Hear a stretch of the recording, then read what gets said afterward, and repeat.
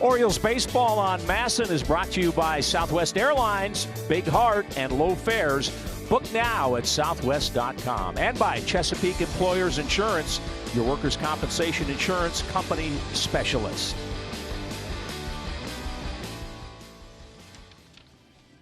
Tommy Milone taking the walk in. 10 years in the big leagues. He gets his first major league start tonight, and I don't know how long you're around. I'm sure there's some butterflies when you got the ball on opening night, a non-roster invitee, Ben. No doubt about it. I mean, he's an experienced guy. Been a big leaguer for a while, in pro ball well over 10 years. But anytime you're doing something for the first time, and Tommy Milone is a opening day starter for the first time in his career. Matter of fact, he's never even pitched in relief on opening day, so you hope he can find a way to navigate through that first inning and, just calm down and get to doing the things he did in spring training and spring training 2.0, which was pitched very consistently for the Orioles.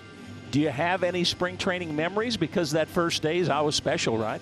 I mean, opening day memories coming out of spring training? I mean, opening days are special. You heard Brandon Hyde talk about it, and you heard Trey Mancini talk about it in his Zoom interview and others. I mean, it's an opportunity. It's everybody starting fresh again. It's a new season, a new beginning for you in a lot of ways. You get to flush everything good or bad that's happened in the past. And in spring training, whether you had a good spring training or a bad one, it doesn't matter now. It only matters what you do from this point forward. I tell you what, in a 60-game sprint that we have, everybody that wants to make the playoffs has to get out of the gate quickly. They have to get off to a good start, because in a short season, man, if you fall behind early and you lose some games early, it's going to be so difficult to catch up.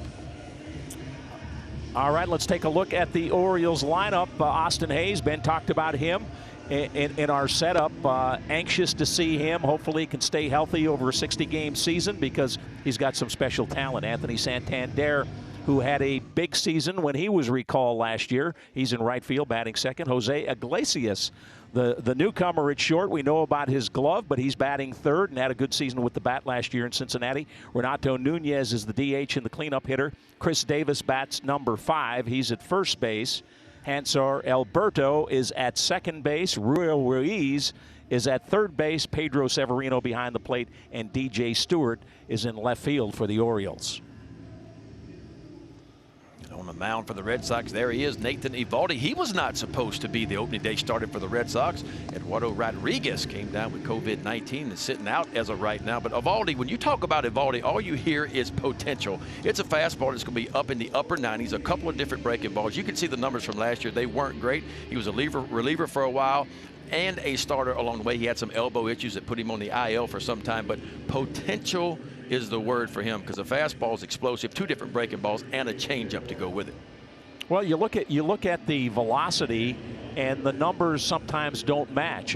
He's had stretches where he can be a dominant pitcher, but certainly not the consistency that you'd expect. Well, consistency is a word for him. And 30 years old now, we've seen some pitchers who really hit their peak at around 30 years old, because the stuff is there. When you compare his stuff to others around the league, it's right there with everybody. The question is, can he throw enough strikes? Can he get ahead? Last year he had some problems with an elbow issue. He also had some problems with walking some guys and falling behind in the count, and that's why the ERA was so elevated.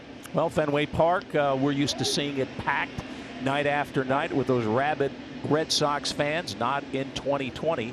No fans in Major League Baseball. And the Orioles season is underway. 100-mile-an-hour heater to get things started, Ben. How about that? A Hyundai right out of the chute. Austin Hayes, hello. That's one way to get it started.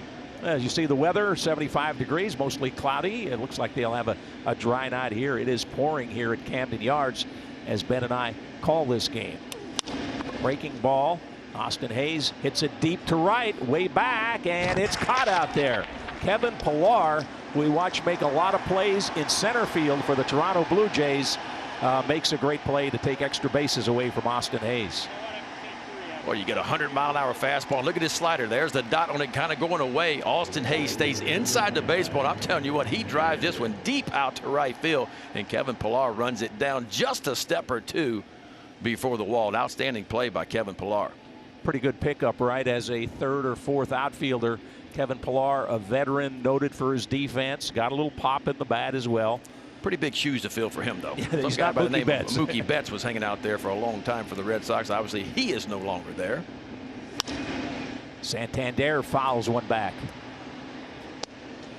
This is how the Red Sox will line up on defense. Andrew Benintendi in left field. Jackie Bradley Jr. in center. Kevin Pillar, who just made that catch over in right field. Up the middle, Bogarts and Peraza. Rafael Devers on third base. Michael Chavis at first. And, of course, Christian Vasquez will do the catching for the Red Sox. Anthony Santander, one of those breakthroughs for the Orioles last year. It's a little tapper back to the mound. Eovaldi will take care of that. 2 down.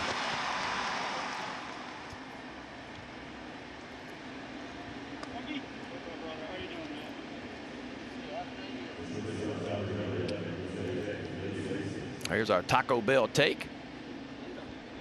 Tommy Milone just get through the first inning, but no damage. We talked about him being able to control his emotions when he gets out there. The Oriole offense, to me, needs to strike early to try to get ahead and work from ahead. And then the good defense. The Oriole defense struggled at times last year, and Boston's offense is one of the best the last couple of years in all of Major League Baseball.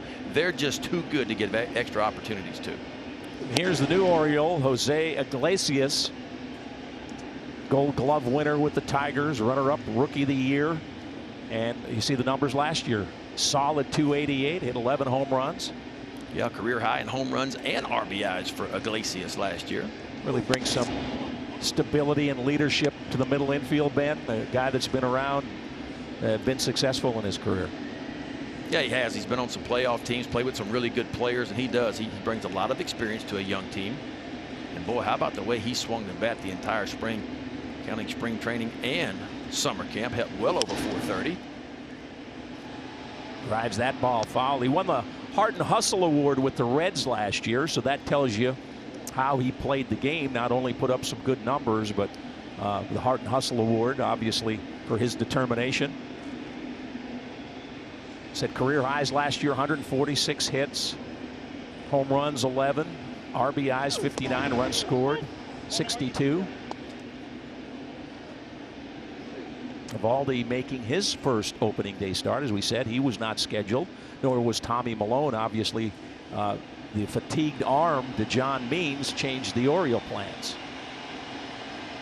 2 down, nobody on. 2 balls, 2 strikes to Jose Iglesias in the season opener from Fenway. First of a 3-game series. We'll be back tomorrow afternoon and Sunday afternoon. Breaking ball misses away. About that 92-mile-an-hour breaking ball. That's hard to believe, isn't it? Wasn't too many years ago the average big league fastball was about 88. Now we got guys throwing 92-mile-an-hour breaking balls.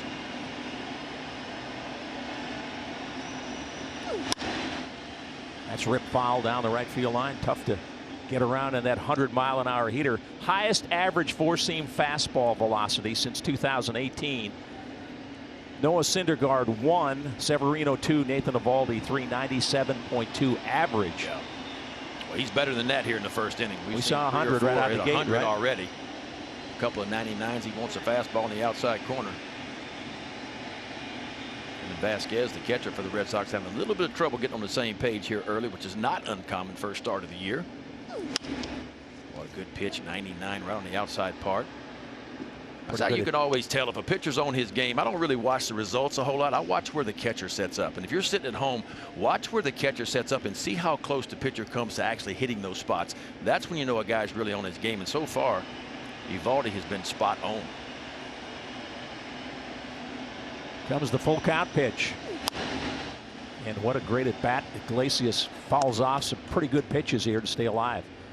This is what Iglesias has done and what he's shown.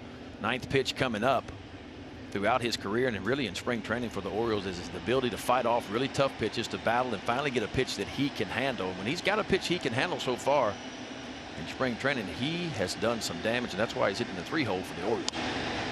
And another foul ball.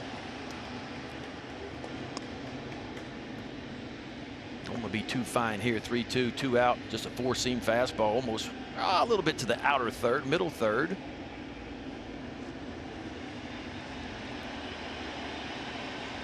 Making the big right-hander work here. 3-2 to Iglesias. Bounced to second. And flipped over to first by Peraza. And the Orioles go down 1-2-3. Red Sox coming to bat. Tommy Milone on the hill for the Orioles. Let's take a look at the lineup. Andrew Benintendi's in left field. J.D. Martinez is the DH. Rafael Devers coming off a huge year, bats third. Xander Bogaerts, another bright star for the Red Sox at shortstop. Pilar's in right. We saw him flash some leather in the first inning. Christian Vasquez behind the plate. Michael Chavis at first base. Jackie Bradley Jr. in center field, and Jose Peraza is the second baseman.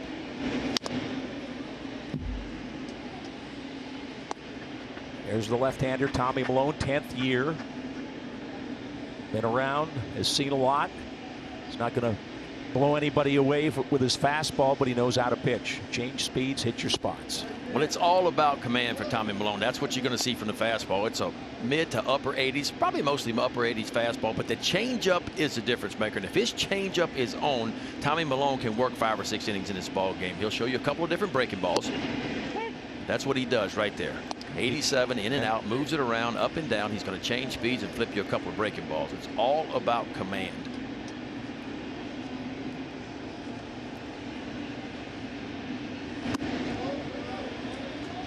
Curveball there, doesn't throw a lot of curveballs, right? No, and you'll see him, you know, he's just a veteran guy. You know, a lot like Wade LeBlanc, who we'll see in a couple of days. He's going to take a little bit off the breaking ball. He'll add a little bit to it at times. So really, it's just the same pitch, but it's really 2 different pitches at the end of the day. This is down low, count full to Benintendi.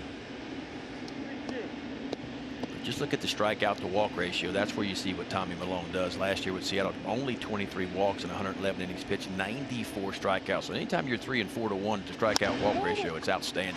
Let's bounce to second. Alberto over to Davis, 1 down. Here's your PNC inside the numbers. Four-seam fastball, 87 miles an hour, kind of what he averages. 11% of the time the changeup, there it is, 30%. That's the pitch he'll use the most, about 8 miles an hour off the fastball. Slider and curveball to go along with it. Slider more than the curveball.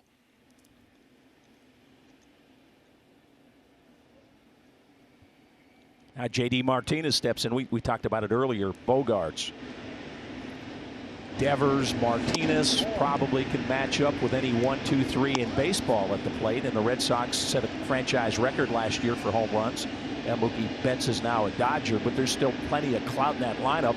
It's a matter of what they can get out of their arms. No doubt about it. If you talk about offense, the Red Sox have it. I mean, you lose Mookie Betts, and obviously that is huge. There were 6 players in this lineup last year that hit 20 or more home runs. They lose Mookie Betts. 5 of them are back. And here's that good changeup right here. Watch him turn it over, take a little bit off. You see J.D. out in front of it. Martinez, good numbers against Malone, 6 for 18 with a couple of homers, 8 RBIs. It's down low.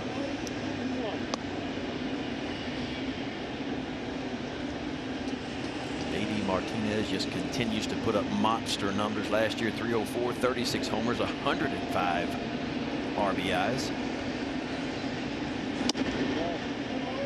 Ball outside.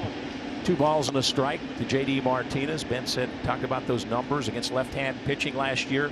Led the majors in home runs with 19 and hit 404 against lefties.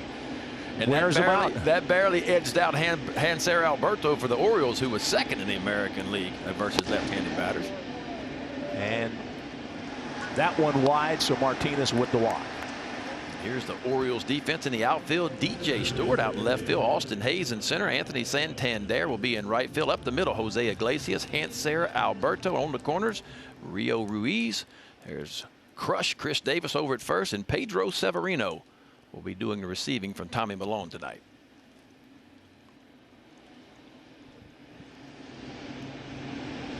Rafael Devers, call him babyface. He signed when he was 16 years old out of the Dominican Republic, and he had a monster year last year. I think he didn't put up baby numbers last year.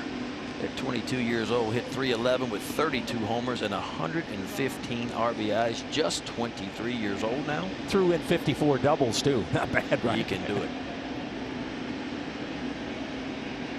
0-1 pitch, check swing, foul back. 0-2. And although Tommy Milone has a below-average big league fastball, he's not afraid to do that right there. Throw his 4-seam fastball at 87 miles an hour inside to big league hitters. You see Pedro Severino pointing out to him saying, nice pitch, because what he does, he speeds up the bat. And when he speeds up your bat, that makes his best pitch, which is that changeup, even better. Got him. on the 0-2 pitch, chased. Tommy Malone's got a strikeout. That's just good old-fashioned pitching right there. So you get a fastball, your best one on the inside part of the plate. You speed the hitter up, and then you take a little bit off. This time it's a hard slider. Just starts it right in the middle of the plate and has it ooze off the outside corner. Watch the spin. See it come out of the hand. There's the spin. Oh, cement mixer, what it looks like. Just off the outside corner. Perfect pitch. Ben, the Orioles were horrendous throwing the ball last year. They gave up 305 homers, by far a major league record. And you bring in a couple guys, Malone, Wade, LeBlanc, that've been around a little bit. They're probably not going to win any Cy Youngs for you, but maybe some stability, some veterans that might settle things down as the young arms develop. Oh, no doubt. I mean, if you look at the ERA last year for the Orioles, and really the last couple of years, right? I mean, the ERA 5.59, that was dead last in the American League. The year before that, they were dead last in the American League too, with a 5.18 ERA. So pitching, you know, the offense has been serviceable. We all want to see it be better, but it actually took a tick up from last year. So almost a run a game, 0.8 of a run game better was the offense for the Orioles in 2019 versus 18. So the pitching is what needs to get better. Tommy Malone, there's the circle change. See, he turns this thing over and watch it fade down and away from Bogaerts. Memories of Jamie Moyer when you see that. That's right. Bogaerts 33 homers, 52 doubles, an OPS of 939 last year. He's a two-time All-Star, and the sky's the limit for him, and he gets them swinging. So an impressive opening inning for Tommy Malone. A couple of strikeouts as we head to the second. Luck tonight as the season gets started. I wish more than anything I was out there competing with you guys, but I know you're going to crush it, and let's get it started on the right foot tonight. And our thoughts out to Trey Mancini, who was such a big part, had a monster year last year, most valuable Oriole, and we all know what he's going through in his battle with colon cancer. I watched his Zoom call today. He said he's over halfway through his treatments now. He expects them to end September 21st. Right. And so far, everything going well in his recovery, but baseball won't be a part of his life this year. And he's got more important things to do. Well, if I know Trey, he's sitting at home watching, propped up in front of the TV, sweating a little bit, you know, because I remember when I first, got out of the game, and Trey's not nearly out of the game. He'll be back. But when you can't play for the first time and you just sit there watching the boys play, and you just got this little sweat going, just want to be there so bad. You tap her back to Evaldi, and Nunez is down. Maryland's lottery contestants of the game, Jeffrey Taylor from Ellicott City and Robert Matthews from Hurlock, have won $500 for being selected. They'll win $500 more for every Oriole home run hit tonight. Play any fast game from Maryland Lottery and enter your tickets for a chance to be the contestant of the game. Visit mdlottery.com/homerun. So hope we have a couple of long balls for the Birds. Well, here's a guy that can do it. Said nobody wanted to see spring training come to a halt for any reason, but obviously for the reason it did. But felt bad for Chris Davis because he had something pretty special going in Sarasota, and I think he was in a good place. It's that ball hard right into the shift, and they're two down. Hey, join the fight with Trey against colon cancer. Show your support and raise awareness with an exclusive Baltimore Orioles Fight T-shirt for just $25. All net proceeds benefit the Colorectal Cancer Alliance. Get yours today at Orioles.com/auction. You see that number 16 in that fight, FIGHT, with Troy's uniform number in there.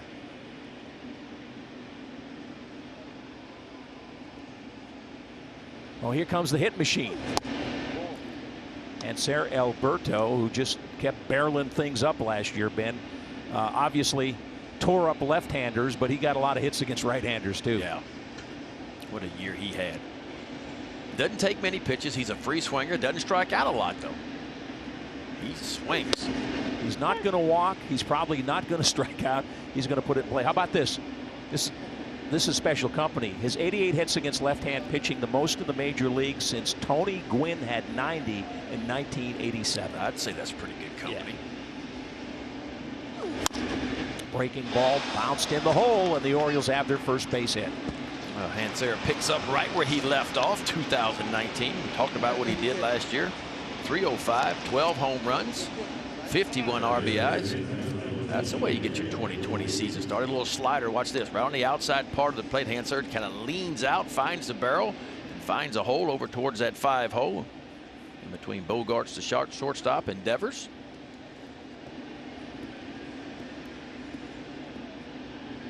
So 2 down. Alberto on first, and Rio Ruiz at the plate.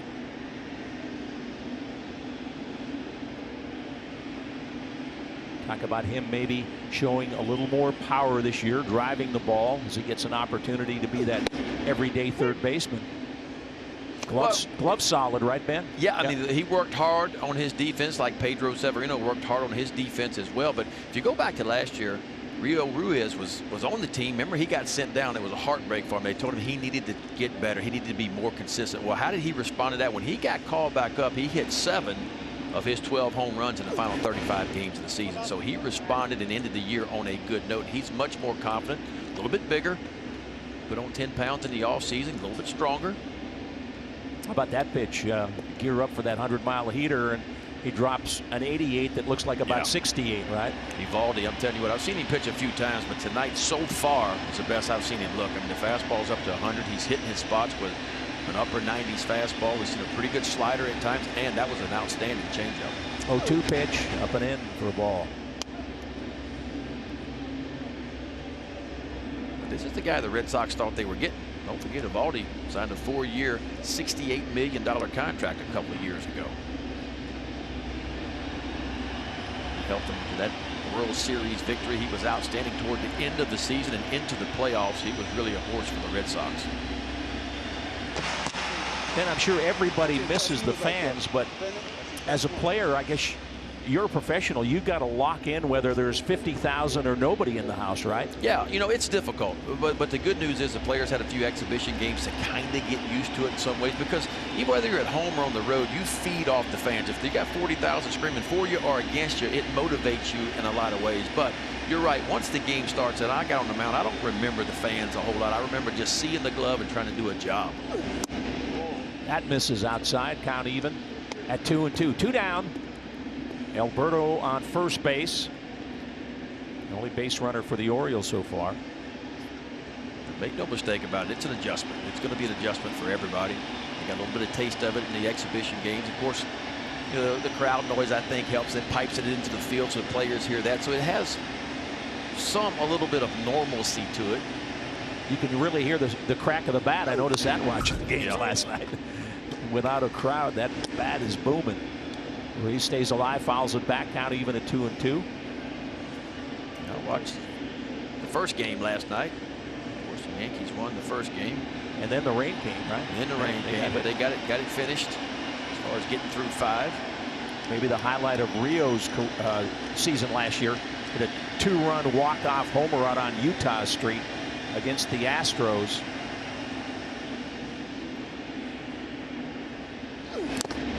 Got a piece of it. He's hanging tough. You hear Evaldi grunting too. That's that power slider we've seen so far through the first couple of innings. Starts it, it's a strike out of his hand, but watch it just kind of go down and in. Rio just gets the top of it. A little piece of the foot of home plate umpire Mark Wegner.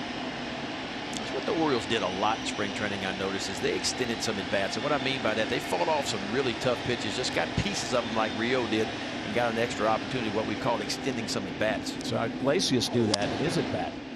Popped up, back out of play. The 8th pitch in this at bat coming to Rio Ruiz. Pitch counted 28 for Evaldi here in the second. Making him work. Not a hot, humid night like we've had here in Baltimore. 75 degrees at game time.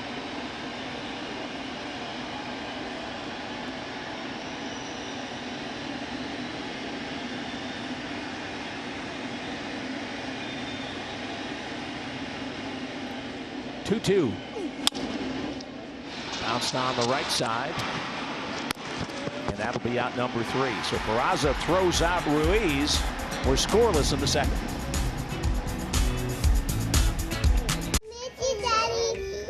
Hi guys, it's Tina Malone. Just in case you forgot what I look like, honey. Normally we'd be cheering you guys on in the stands, embarrassing Tommy. But since we can't, we're cheering from home. And we want to wish you guys a great season. Stay healthy, stay strong. Kick some butt, Tommy, and go up! Beautiful. I love the kids making faces. I do too. Shooting. I'm sure they miss I love that. the encouragement from Tommy's wife too. My wife was happy to get me out of the house. She like kicked me out of the house. She's like, you have to go. First pitch to Kevin Pillar's popped up on the infield. Ruiz is there, makes the grab. So yeah, that's part of a family coming out and watch Dad play, and part of the community of the wives and the children, and that's kind of gone by the wayside this year. Yeah, with everything going on, not all the wives and children are traveling to the home cities where Dad's playing, right? Because of safety concerns and traveling and airplane and all that kind of stuff. So there'll be a lot of guys that's doing a lot of sacrificing this year. And that's why I think some guys opted out this year and decided not to play. But it's going to be a quick one. I mean, it's 60 quick games, 60 games for everybody in 66 days.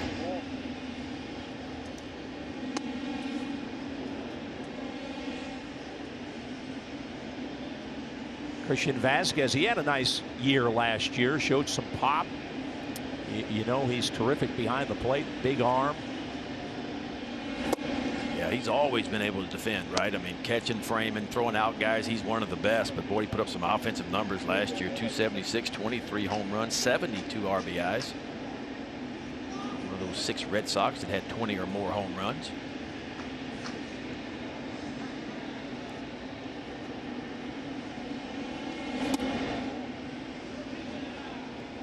That misses, so 3 balls, no strikes to Vasquez.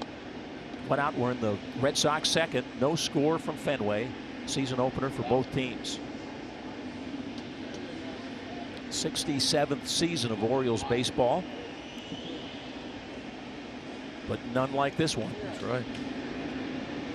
Latest start ever for a big league season. Hey, and we weren't sure we were going to get to this point, right, Ben? No. There were a lot of questions. Would there be a season? Yes. In all sports. A lot of concern. But you know what? That's like I told somebody. I said, and I think everybody feels the same, right? I mean, we all want fans to be here. We all want to be normal. But at this point, I really don't care. As long as we have baseball like we have, and we can get 60 games in and get the playoffs in, I think it's going to be just a win-win for everyone. Threw a fastball by him there to take the count full. Yeah, spots a fastball in the outside corner, go 3-1. It's just a four-seamer right over the heart of the plate. Don't be surprised right here. Now he gets it back 3-2. So he sped the bat up with a fastball. Don't be surprised if Tommy Milone would come back with a changeup. Oh, fastball again, 86.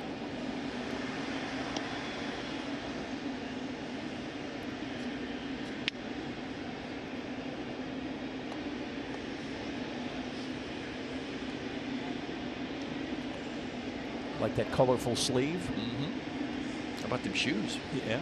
It's like Big Bird from Sesame Street, big yellow shoes. Full count pitch. Ooh.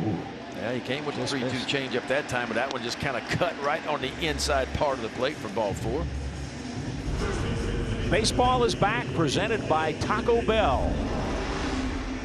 And we are glad to be back. We'll be with you all weekend here on Masson. Tomorrow afternoon and Sunday afternoon from Fenway. 1st to 3.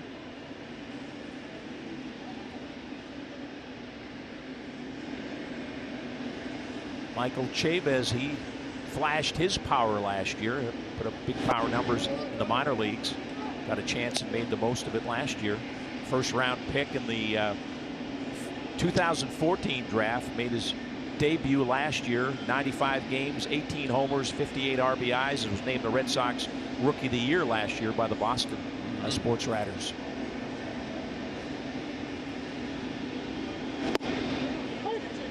Yeah, he just kind of sat back in the back of that lineup all year long, which was his rookie year. You mentioned it, and put up some really good numbers.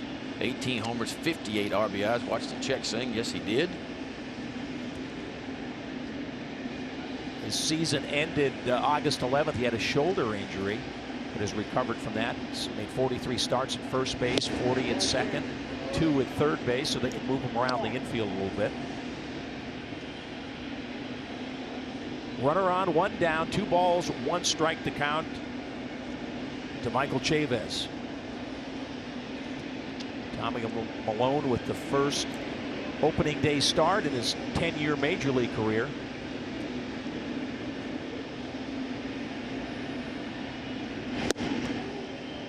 Went upstairs and got him. 2-2. Yeah, so he throws his best fastball, 86 on the inside part of the plate, speeds the bat up again, and then watch him turn this one over. Just a changeup. He wanted this one a little bit more down, but you see it's right on the outside part of the plate. There's a grip. Circle change. See that rotation? That's the kind of rotation from a left-handed pitcher that always runs down and away from a right-handed hitter. Oh, and they got him. Picked him off. Christian Vasquez caught napping. You don't think he's going anywhere, right? He's probably not running. Well, obviously Tommy Milone with an outstanding move. He was not going, but Tommy Milone just kind of, that's a veteran move. We talked about the veteran presence. Tommy Milone, Wade LeBlanc, and that's an outstanding pickoff move, something they work all the time in spring training. So you give them the same move, you go home. Same move, you go home. And the next time, same move, and you get to first base. And just like that, 2 quick outs. We're headed to the 3rd. No score at Fenway. Day in Baltimore without this man, Hall of Famer. There he is. Jim Palmer joins us. Hello, Mr. Palmer. Hi, guys. How are you? Oh, we're having trouble hearing you. Either Cake's lost his voice or we're having a little technical difficulties. I think he can hear us. I can. Now we got you. There we are. Welcome, Jim. Well, hey, how you guys doing? Good. How are you? Quite well. It's not 100 here where I'm sitting. Fixing to say, I bet the weather's a little bit better out where you are. Yeah, well, it is. But you know what? I think you guys were talking about it. You know, Eovaldi's, the first pitch was 100 miles per hour. When he's healthy, which he seems to be, boy, he's always been tough. Severino with a base hit into center. Go ahead, Jim.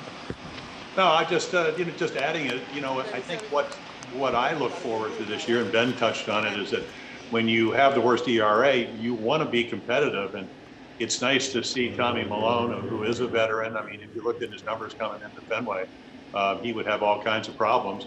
But basically, you know, he's pitched well. He's used all his pitches. Eovaldi, the Orioles have had some nice at-bats. We'll see how that kind of goes through the second time as they get to the second time through the order. Yeah, it was interesting. You know, we heard Milone on a Zoom call the other day say, you know what, I've not had a whole lot of luck in Fenway. My ERA is very high, but you know what, I'm going to push that behind me and just go pitch like it's a new season. And he has to this point, you know, and it takes a veteran guy to be able to do that. I know early in my career, if I pitched bad against a certain team, I hated to face them right away again. But Tommy made it clear. He's like, listen, I know I've not had success there, but that's the last thing I'm thinking about when I take the opening day start. Whose beard do you like better, DJ Stewart's or Jim Palmer's? I think Cakes' beard's better. Red Sox trying to turn 2. Safe at first base. Stewart, pretty good speed for a bigger guy. He can move. Yeah, I think a lot of people, when they sign him, because he's out of Florida State, the former #1 draft choice, they said, well, he can't run, but he actually runs well. You know, I mean, obviously last year, his whole year ended when he hit that wall in Texas. Yeah, you're right. He does get down the line, 225 pounds. He moves it pretty good. Pretty good turn by Chavis. Gets it quickly over to Bogarts and back, but not in time as a big fella just beats it out. Jim, we were talking about guys that seized opportunities last year. Of course, John Means had a nice year, and we mentioned several of the hitters, and Ben brought up Austin Hayes and what he might have a chance to do this year if he can stay healthy and stay in center field almost every day. Well, I think we saw that, you know, hanging slider the first time, and he almost hit it out of the ballpark. Pilar, who's a terrific center fielder, as you mentioned, playing right field. And, I mean, how else do you replace somebody like Mookie Betts, who's won Gold Gloves, he won the Platinum Glove? But you touched on it. I've been a fan ever since 2017 when Austin came up the end of the year. All kinds of injuries, 2018, early last year, but he can play a little bit. Yeah, he can. We just got to be careful and realize, you know, coming into this game, he's only got 128 career at-bats in the big league. So while we love what he can do, and he's shown it last year in September, we've seen it in spring training and spring training 2.0. At the end of the day, this is going to be a big growing year. We hope the numbers are there for him. We hope he has an outstanding season. But this is, again, going to be the first time in his career he gets consistent big league at-bats, because 128 big league at-bats coming in is not many.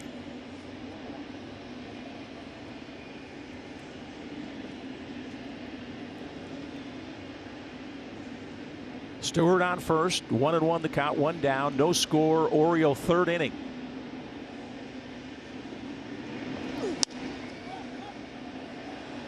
Popped up on the right side, and it'll get out of play. Jim, you made, what was it, 6 opening day starts? Do you have a favorite opening day memory? The ones I won. Well, you know, you guys, I've been listening. I listened to Mike Bordick and, you know, at the Open, and then your Open. You guys touched on everything. You want to get off to the start, and you want to be able to do that for your ball club. And, you know, it's such a kind of a surreal, you know, we did the Freddie Gray game back in 2015 without any fans, but they prepped for this with all the inter-squad games, but you just want to get off to a good start. Bounce back to Eovaldi, the second for one, and they turn the double play. So the Birds retired in the third. Still nothing on the scoreboard. Scoreless at Fenway. Brought to you by PNC, helping to make banking easier, and by Antwerpen Toyota. Get in the game this season with a new Toyota from Antwerpen Toyota. Red Sox come to bat in the bottom half of the third inning. Yeah, there are some fans there. Cutout fans, right? Cutout fans. Yeah, I wonder if you have to pay to be a cutout fan. You do. I read an article. I think you have to pay $200 to get a cutout fan. But if a home run ball happens to hit your cutout, then you get the ball. And that's Jackie Bradley Jr. into the left field corner. Stewart picks it up, and it's a stand-up double, the first hit of the game for the Red Sox. Yeah, pretty good piece of hitting right there by Jackie. Just kind of goes the other way and shoots it to the other way with a leadoff double. Bring home the fun and excitement of Birdland with Digital Kids Corner. Check out tons of kid-friendly baseball-themed games, videos, puzzles, and other learning activities that are perfect for the whole family. Join the fun today and learn more at Orioles.com/Digital Kids Corner. Scott Garceau, Ben McDonald, and Hall of Fame pitcher Jim Palmer with us via Zoom. Is that Zoom, I guess, or he's somehow with us? I'm trying to Zoom, guys. Let's see how Ron Renicky plays this Peraza. Let's see if he can actually stay inside the ball and hit the ball the right side. Kind of gets kicked around a little, gets loose behind the plate, but no advance from Jackie Bradley Jr., who's got good speed.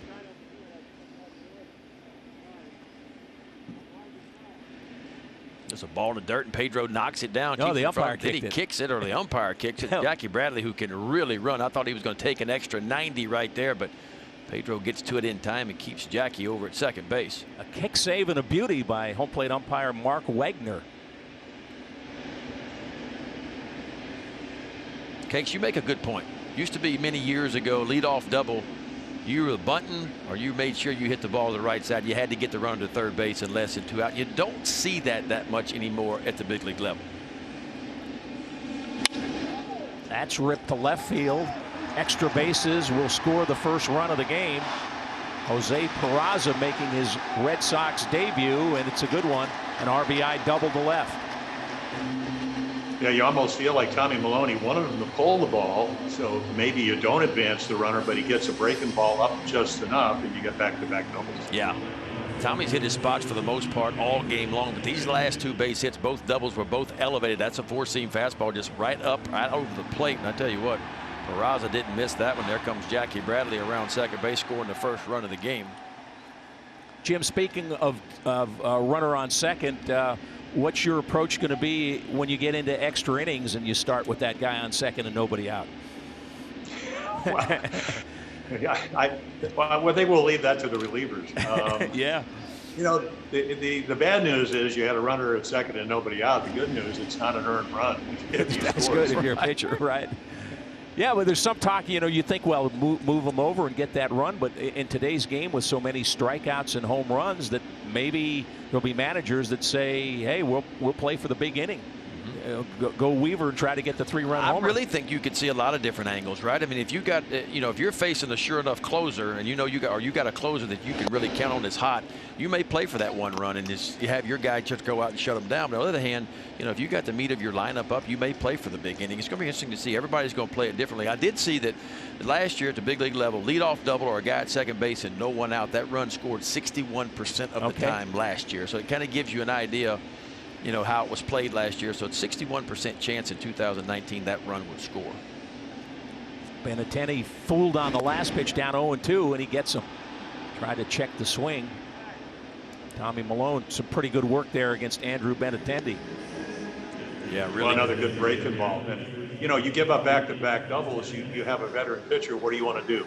Minimize the big inning. Yeah, Tommy's been around. He knows, he understands that. So you give up one, and all of a sudden you get another double. Guy at second base and nobody out, but gets a big punch out of Benintendi. Now, well, the other thing, Ben, as you know, is that he kept Benintendi from advancing the runner. And as you talked about early on, what, 134 RBIs 2 years ago, last year, 115 or whatever it was for J.D. Martinez? Yeah, and good numbers against Tommy Milone. Couple of home runs, 6 for 18. Was careful with him the first time. Does have first base open, but then you got Devers and Bogarts coming up. So you're into that meat of the lineup now. Right, that's the problem with this lineup, you know. And you're right, Martinez has hit Milone very well in his career, but Devers had 32 homers last year. Bogarts behind him had 33. Hey Jim, we talked about. It's not only that, Ben. I mean, it's doubles too. I mean, both Devers and Bogarts with over 50 doubles. We talked about what Trey Mancini's going through, Jim, and you know, him not being able to be here and be around his teammates. It's got to be weird for you not to be in the ballpark. Well, it's you guys touched on. I think everybody. You watch all the games. It's a very surreal. We obviously, you know, it's something that, you know, you're trying to play baseball. You're trying to get back on the field. It's great that they've been able to do that, but it's just going to be different. You know, you go to Fenway Park. You know, batting practice. You get fans on the field. You get to talk to the hitting instructors. Ron Renick's first year as manager. You get to talk to all those guys. Your coaching staff. Not anymore. You know, it has to all be on Zoom. Again, Milone real careful with J.D. Martinez, and he falls behind 3-1. Peraza drove in the game's only run out at second base. One down. Red Sox third inning. Couple of shakes, and looks like Malone's ready to throw. 3-1. And ripped again into the left field corner. Battle score. Peraza, the Red Sox up 2-0 on an RBI double from J.D. Martinez.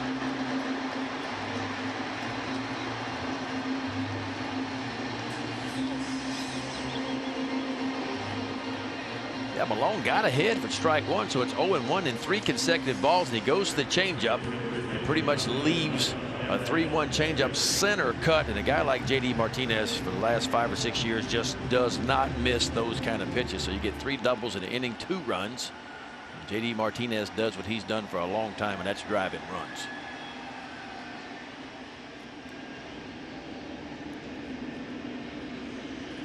So Martinez out on second, and here comes Rafael Devers. Struck out in the first inning. Takes a deep breath and digs in.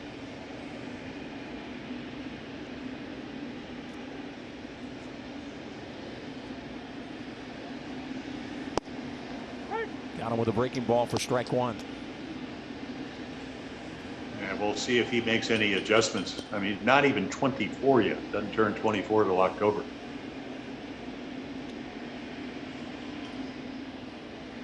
.311, 32 homers, 115 RBIs, 129 runs scored at age 22. That's learning the game in a hurry. Cakes, do you think that managers are going to have a shorter leash with pitchers this year, especially shorter pitchers, being in a shorter season, and because you got a 30-man roster? The Orioles have 16 pitchers on the roster. You think probably your starters aren't going to get as many opportunities when they begin to get in trouble as they normally would in a longer season? Yeah, I would think early on, because you only had a 3-week you know, summer camp, whatever you want to call it. And then I think also the fact that you know, if you multiply 60 by 2.7, you get to 162 games, so everything gets more impactful. You know, Jason Stark wrote a great article in The Athletic talking about how get a 3-game winning streak, it's like winning 8 in a row, over 60 games. 3-game losing streak, it's like losing 8 in a row. I guess the one thing that will help the good teams if they struggle a little early on is that the playoffs now have been expanded to 16 teams. Yeah. If it was only 10 and you get off to one of those 3-9, 3-10 starts, man, there's a lot of pressure if you're, you know, top caliber teams like the Dodgers, Yankees. That took a lot lot of pressure off the teams that are supposed to be in the playoffs, right? Because they know now that they can stumble a little bit, maybe out of the chute, and still find a way to get into the playoffs. You know, and there's not a better example than the Nationals last year. We went back and looked, right? They were 27-33 after the first 60 games last year. They wouldn't even make the playoffs. If you go back 1 year earlier, the Dodgers played in the World Series in their first 30 games in 2018. They were only 30-30. Now they might not have got in today's playoff format, you know, so the start was going to be critical, and it still really is in a lot of ways, but because going and expanding the playoff teams, I think that gives a lot of teams a little bit of a cushion. Full count pitch to Devers. Gets a piece of it, stays alive. RBI doubles in the inning for Peraza and JD Martinez. Yeah, you look so good getting through the supposedly the heart of the lineup, and then, I mean, all three pitches, you know, for the doubles have all been in the middle of the plate, and Tommy Milone is the first guy that'll tell you he can't do that. Ooh, pretty good pitch there, just missed for ball 4.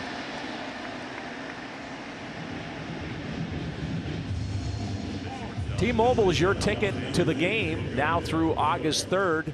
Customers can score free MLB TV at T-Mobile.com/MLB. Doug Brocail out for a visit with Tommy Milone. A little breather here with couple on, and Xander Bogaerts coming to the plate. Bogaerts 6 for 12 lifetime against Milone. No homers or RBIs, but 6 of 12. Hall of Famer Jim Palmer with us. Scott and Ben from Camden Yards. Jim from California, and the game in Boston. Who would have thunk it, right? Technology. Exactly. I think the one thing Doug Brocail is that, hey, make a pitch here, and that's not what's.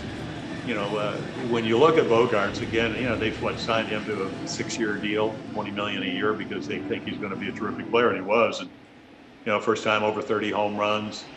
He's usually in the 190 hit range. Really good shortstop. But I'm sure Doug Brocail said, hey, make a pitch, get out of the inning. Double play ball. That was one of them conversations when they say, okay, don't give him anything good to hit, but get him out. Heard that before. Don't give him anything good to hit, but get him out.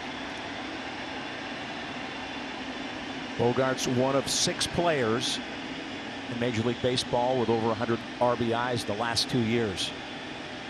0-1 pitch, 2 on. Severino throws behind the runner. You better be loose with him behind the plate. He loves to show off that cannon. That's one thing Severino's not afraid to do, and show that arm off. You know, and he worked really hard. Evers is looking at him and saying, you already picked off one guy, you're not getting me. That's right. Severino got in better shape. You know, he finished the year last year, and he admitted that he got a little bit tired there toward the end. He finished the year 0 for 16 at the plate, and he really said, just my body started to break down a little bit. I got a little bit tired. So he worked extremely hard in the offseason, lost a little bit of weight. He's actually in a little bit leaner and in much better shape than he was last year. 0-2 down and away for a ball. Pitch count at 51. Yeah, Tommy Malone's about a 15 to 16 pitch per inning type of guy. And of course, you go back to the last at bat, great changeup to strike out Xander Bogaerts.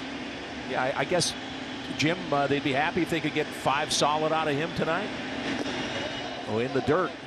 And the runners are going to move up to second and third. Wild pitch. Yeah, you can see the disgust on Pedro Severino's face. You know, that's just a ball that's got to be kept in front, right? You can't afford. It's a circle change again. It's down in the zone, and you watch him shift over, but doesn't quite get to see. He doesn't quite get the center of his chest in front of that ball, and it kicks away just enough. And both Red Sox take an extra 90 feet. Now it doesn't take a base hit to score a run. Yeah, you wanted to throw it out underneath the strike zone, which you did, and he's sitting away and then just did not react well. And the other factor is the double play now not in order. Yeah, the infield in. Yeah, infield playing in. all kinds of ways to score a run. Against one of the best hitters in the game, so his eyes get a little wider, right?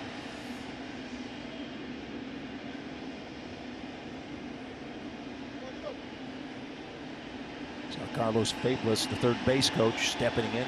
2-2, 1 down, 2 on. And that's away, count full. Yeah, really nice at bat there, because that's similar to the changeup that struck him out. Yeah, it's a ball that comes out of the hand, right? It's a strike as it travels 60 feet 6 inches, and right towards the end it kind of oozes off the outside corner. But this has been Tommy Milone's problem a little bit in the last 5 or 6 years. He gets through the first time the lineup, he gets through it pretty good, and once guys get a look at him, Jim, and they see him a couple times, they see that changeup, then they start to make some adjustments. Full count pitch, and he got him with the changeup. Well, terrific pitch, and again, I mean, that's back-to-back strikeouts, a very tough out. And how did he do it? All the damage this inning in the middle of the plate. Check this one out. Change up, down and away, great movement, great location, swing and a miss. Yeah, that's big time there. And we talked about the changeup being the best pitch for him, and you can see Bogaerts kind of points out to Malone and says, nice pitch, and it was just an outstanding pitch. You can't throw it any better than that. Well, you guys talked about Jamie Moyer, and when Jamie Moyer pitched for the Orioles, Dick Bosman was the pitching coach, and he said, you need to use your changeup like other guys use their fastball. In other words, you know, and there was only like, what, last year, the lowest percentage of fastballs in Major League history, 52%. But Dick Bosman back in the mid-90s was looking at Cody Carroll getting loose. I think great spring training and great summer program. But Bosman told Jamie Moore very simple, got to use the changeup like everybody uses their heater. There's a fastball, and that's ripped into the left field corner. Red Sox wearing out the left field corner in this inning, and that'll plate 2 more, and Boston on top 4-0. Yeah, so 4 doubles now in the inning, and all 4 balls have been right in the center of the plate. And Tommy Milone, and Cakes touched on it, he just can't live there. Can't live in the middle of the plate.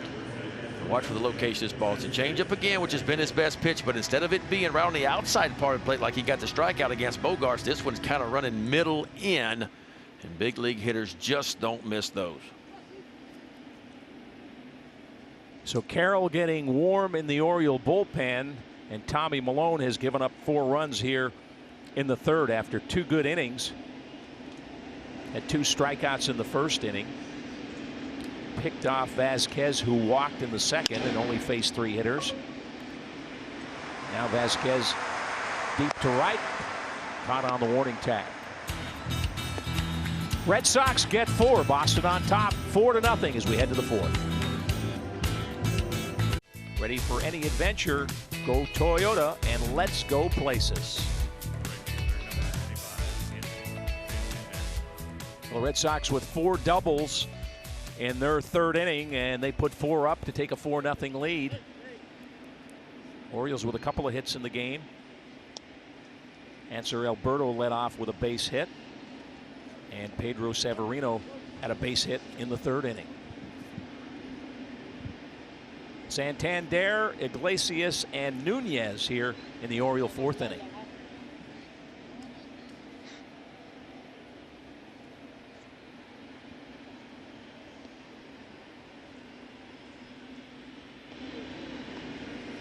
Santander, switch hitter from the left side against the right-hander Evaldi, takes a strike.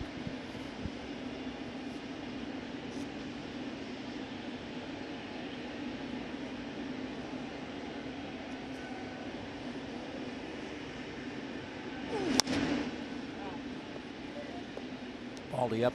No balls, 2 strikes on Anthony Santander. And Brandon Hyde's been raving about his work ethic and his approach at the plate. He said he loves his swing from both the left and the right side, and thinks he's got a bright future. Well, as you mentioned, Ben, what, 20 home runs? Yeah, 20 home runs, only 93 games.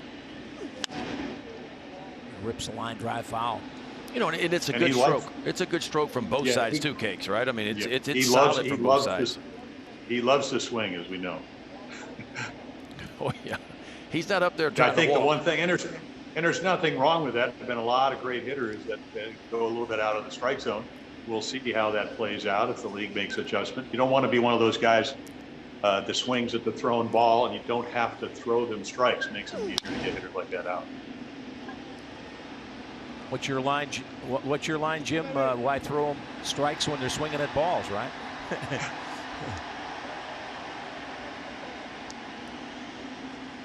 While the Oriole bird is practicing social distancing and wearing a mask, he's also doing virtual bird visits to help celebrate special occasions with fellow Oriole fans. Schedule the bird for your next virtual event. Appearances are just $50 and proceeds benefit the Orioles Charitable Foundation. Learn more and book now at Orioles.com/bird.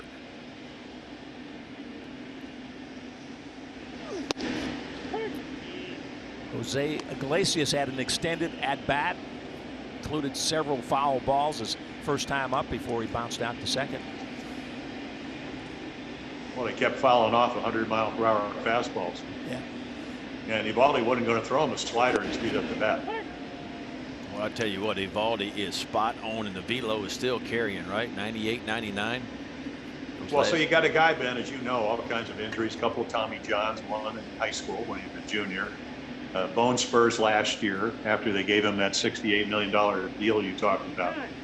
But when he is healthy and his mechanics are good, he said that's usually when the mechanics get awry, that's when he gets the injuries. But looks like all cylinders are clicking tonight. Here's the 0-2. Breaking ball hit hard to right. Pilar won't get this one. It's back against the wall. And Iglesias running hard will stop at second with a double. Well, Iglesias continues to shine. We talked about what he did in spring training and spring training 2.0. Just barreled the ball up. Here's a slider going towards the outside part of the plate. Really stayed middle. Iglesias keeps his hand. Watch the hands go first. The barrel files it. He just shoots a dart out toward right center field. Pilar tries to get to it. And once he got by Pilar, no doubt Iglesias was going to be in for a double. Now you can see almost a single defense, not anticipating him driving the ball that far. A little surprised to see him in the 3-hole tonight? Well, when they signed him, yes, but once he put up the numbers he did in spring training, no. Because, I mean, when you talk about MVP of spring training, and I know it doesn't mean a whole lot, but it does to some, he consistently found the barrel for the Orioles. Renato Yeah, I Nunez. think the other thing, Scott, is that if you look and we talk about Trey Mancini, and I think we all watched the Zoom today, and it's glad to hear that he's halfway back. But last year he hit 399 times in the second spot and 247 hitting third. So you need somebody to replace him.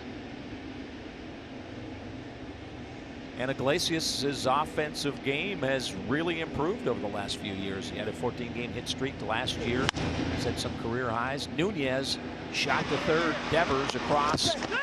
Safe, pulled him off the bag. The throw was high, and the Orioles have 2 runners. Well, one of Mike Bordick's pregame was, the Orioles don't give the Red Sox extra outs. Well, there's an extra out about the Red Sox with the Orioles. Yeah, we'll see if the Orioles can take advantage of it. Just a routine ground ball down to Devers. Sets his feet, throws it across the diamond a little bit high. You can see Chavis goes up.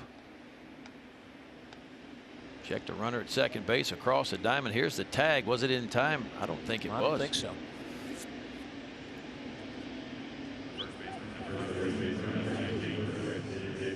There'll be no arguing this year. We must maintain social distance from umpires and all other people. There will be no brawls, Ben. So if somebody, you won't be charging the mound, right? We can't have any of that. There'll be fines and suspensions. There's Ron Renicky, the brother of longtime Oriole outfielder Gary Renicky, part of the '83 championship team that Jim Palmer was a part of. And I think I saw today that Gary Renicky made more opening day starts in left field than any other Oriole. Well, Gary could play, and of course Gary got a World Series ring. His brother, bench coach, on the Dodgers in '81. His brother Ron, managing the Red Sox now, has 3 World Series rings. Davis swing and a miss. Well, some speculation he is their manager, but some have speculated in New England that Cora could be back next year. when the suspension's lifted. But I guess a lot will determine how this season plays out for the Red Sox. 1-1 to Chris Davis. Orioles on first and second. They trail 4-0 here in the fourth inning. Davis hits it hard, but right to the first baseman for a double play. Hit a rope down there, but it turns into 2. 4-0 Boston. All 4 of those runs came in the third inning. 3 walks, 5 strikeouts, only threw 57 pitches. 32 of them were strikes.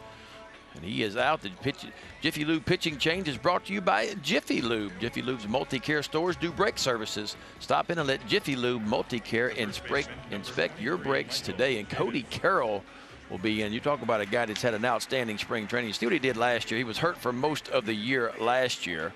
A little hip issue, had surgery, but he has recovered and recovered well and really has thrown the ball. Spring training 2.0. Spring training has really looked good for the Orioles. Yeah, it put up some good numbers in the Arizona Fall League as he was trying to get back on his feet after missed much of last year.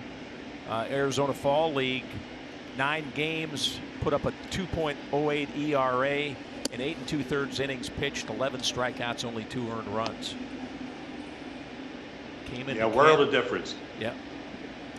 I mean, his velocity, the hip, posture wasn't good in 2018. Everything was up, maybe command not where he wanted. Came over from the Yankees. But again, I mean, he is really going to help this bullpen if he can stay healthy. Michael Chavis at the plate for the Red Sox. He struck out in the second inning.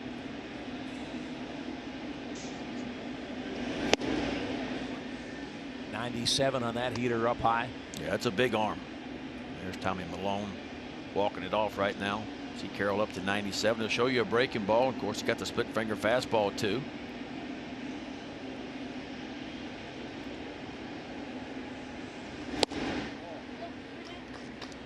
.98, pushing it up toward 100. 97, 98.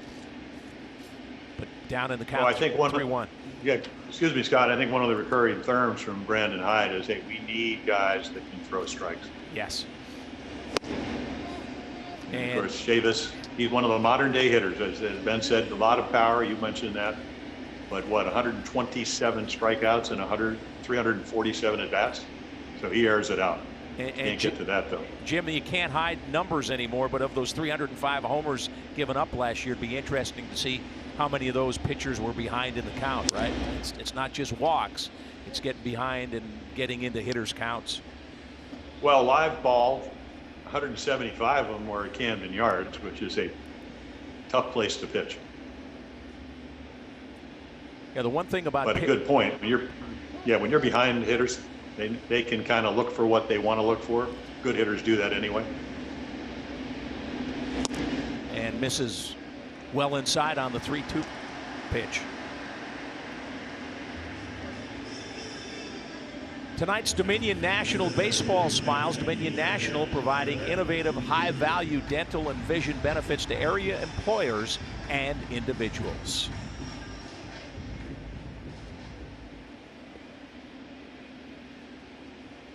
Mike Bordick and I were talking the other day, and Mike said he thought maybe the pitchers would have a little edge on the hitters early. I said the only difference is normally in a regular season, at least here at Camden Yards, April and maybe into mid-May, the ballpark plays a lot bigger, and then the heat and humidity comes in, and it starts getting real small out there if you're a pitcher, and you don't have that April this year. You're jumping in right into the heat of the summer. Yeah, and watching the games last night, the balls were jumping out of the ballpark just like they did last year in 2019. Jackie Bradley takes up and in, 97-mile-an-hour fastball.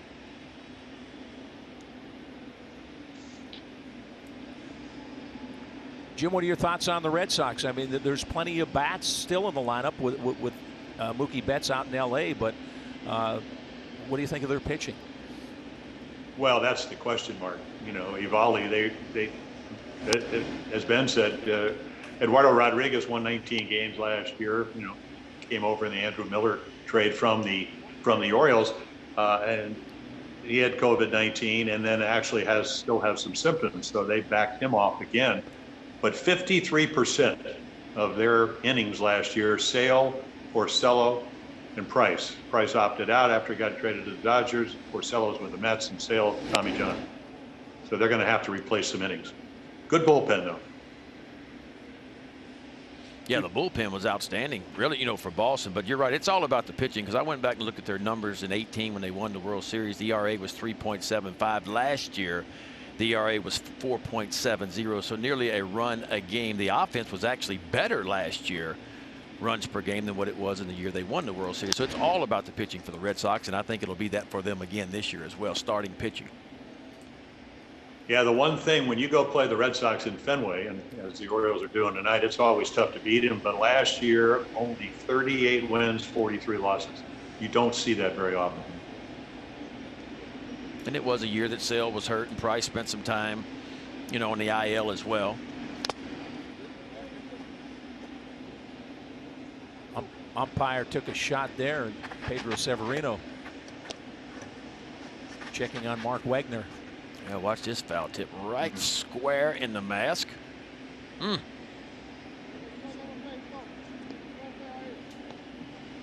Catchers and umpires look out for each other. This will be the 7th pitch of the at-bat. Jackie Bradley Jr., Cody Carroll on relief of Tommy Malone, who went 3 innings.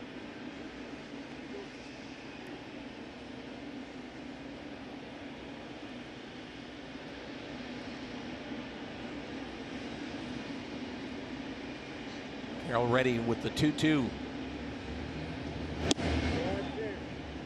Breaking ball misses inside. Count goes full. So he walked Chavis. Now he's gone full to Bradley Jr. You can see the live arm, but some of the misses have been, not that one, but a couple of the misses have been big misses, right? Right. Not competitive. Well, this has been Cody Carroll. You know, you've never questioned the arm strength. The arm strength has always been there. You know, obviously we talked about last year being a lost year for him because of injury, but even in 18, a little bit of innings he pitched in 2018, he walked 13 batters in only 17 innings in 2018. So back-to-back walks. Red Sox opponents, the last time it happened, the last pitcher to strike out 15 or more Red Sox, Mike Mussina, the Oriole Hall of Famer now.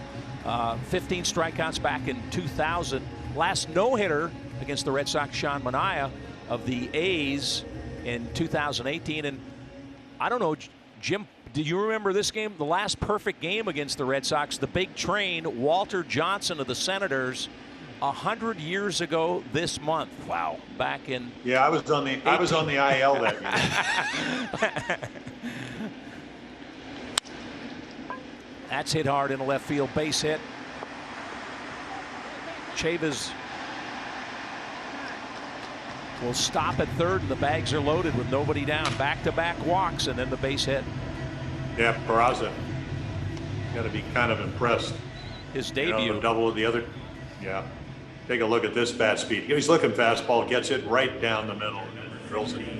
That's what happens, right? You fall behind the count, you walk the first 2, so the batter goes up going, okay, he's going to try to get ahead. He's going to try to throw strike 1, and you know he's going to throw the fastball, and he did. And it was down, but it's middle location-wise, and here we are, bases loaded and nobody out for the Red Sox. Yeah, I think, Ben, as you know, the scouting report in Cody Carroll is, as you mentioned, a big arm, high velocity, but that's what you're going to look to until he proves he can throw his breaking ball for a strike, whether it's the splitter or the slider.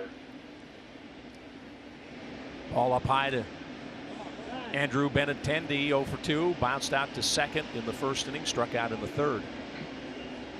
You know, I look at Benintendi, Scott, and Ben, and I'm thinking, okay, #1 draft choice by the Orioles, second pick, Heston Kjerstad. Where did he come out of? Arkansas. So you're just hoping that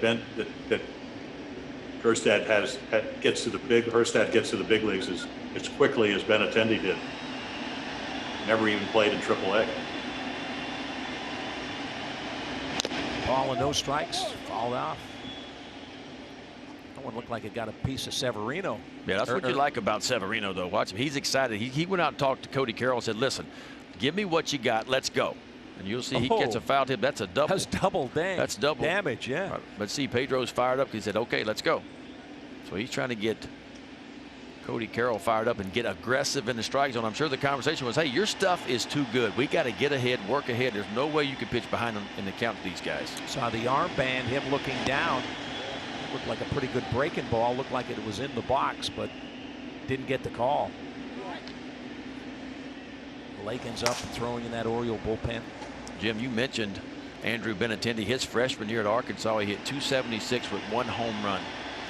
Didn't go play summer ball, got stronger, got in the weight room, gained 15 pounds. And then his sophomore year, which he was a draftable sophomore, wasn't even really on anybody's radar to even get drafted.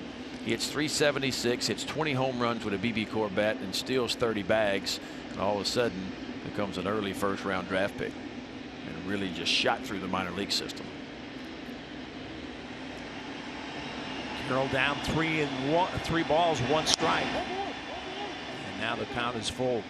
But going back to Kerstad, he never had a year like that. I mean, ever since Kerstad stepped on campus over at Arkansas and Fayetteville, Kerstad, who was the Orioles, number 2 pick overall this year in the draft, or Orioles first-round pick, he has hit. I mean, his freshman year, he hit 13 home runs, and he hit 18 his sophomore year, and he would have put up even bigger numbers this year if the season would have got short. Oh, way up high. And Carroll's all over the place as he walks Benintendi to force in a run. 3rd walk. He's faced 4 batters, 3 walks and a base hit. And Brandon Hyde's seen enough.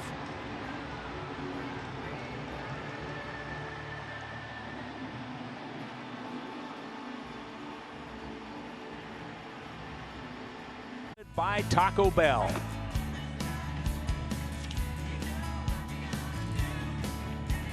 Well, a rough night as Cody Carroll has left the building, and Travis Lakin's on for the Orioles. Yeah, see what Lakins did with Boston last year. 16 appearances. He did make 3 starts. ERA very good, 3.86, 23 innings pitched, 23 hits. Walks were an issue. 18 punch outs was good. Opponents hit 258 off the right-hander. And what I saw the other night in Washington, he's a strike thrower. Of course, he gets to face with the bases loaded, J.D. Martinez. Yeah, welcome. How do you like that situation? Come on in, bases loaded, nobody out. Ouch. J.D. Martinez, one of the best hitters in baseball at the plate. And then after him, you'll get to see Devers and Bogart. So how do you do? 6 grand slams for J.D. Martinez. That's enough.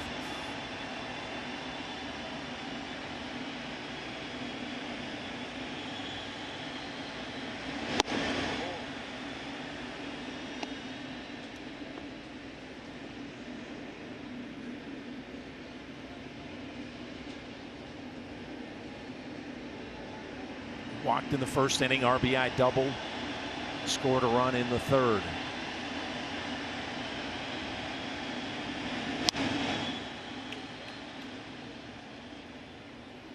Lakin's ahead 1-2. Yeah, the difficulty of trying to get a guy like J.D. Martinez out, and we talked about all the RBIs. I mean, it was the first year with 43 home runs, 130 RBIs, hit 330. It reminds me of Jim Rice, who's in the Hall of Fame, played his entire career. Great power to right center field. As good as anybody in baseball. Ahead 1-2, breaking ball down low, count even at 2-2. Yeah, Cakes, you're right. I mean, the inside out swing, the approach that he has, that's why he's been able to hit not only the home run and the power, because he can leave the yard at any part of the ballpark, but the average is always good. And that's why his average is so good, is because he stays inside the baseball. He's not afraid to use the entire field. Fights that one off. J.D. Martinez spent time in Houston, Detroit, Arizona. Now in his 3rd year with the Red Sox. I mean, he's the prototypical guy that has come up through the minors. He came up to the big leagues with Houston. He had some success that he didn't.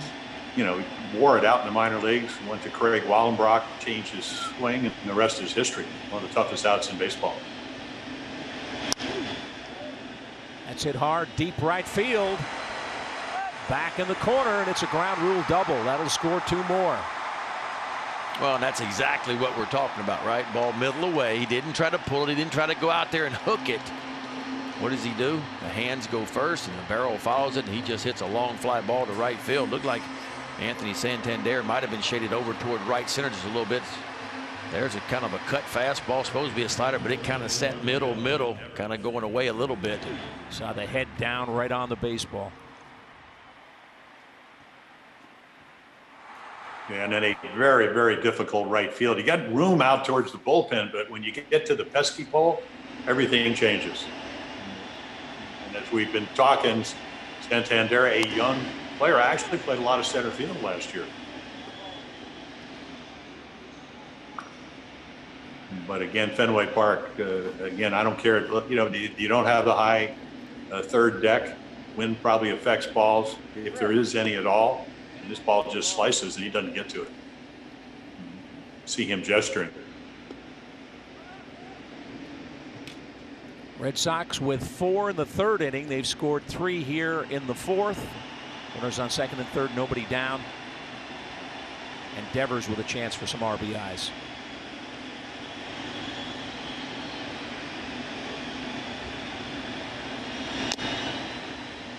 Just got a piece of that one. Inning started with back-to-back walks. Peraza with an RBI single to left, another walk to Benintendi, and then a 2-run bases loaded double from JD Martinez.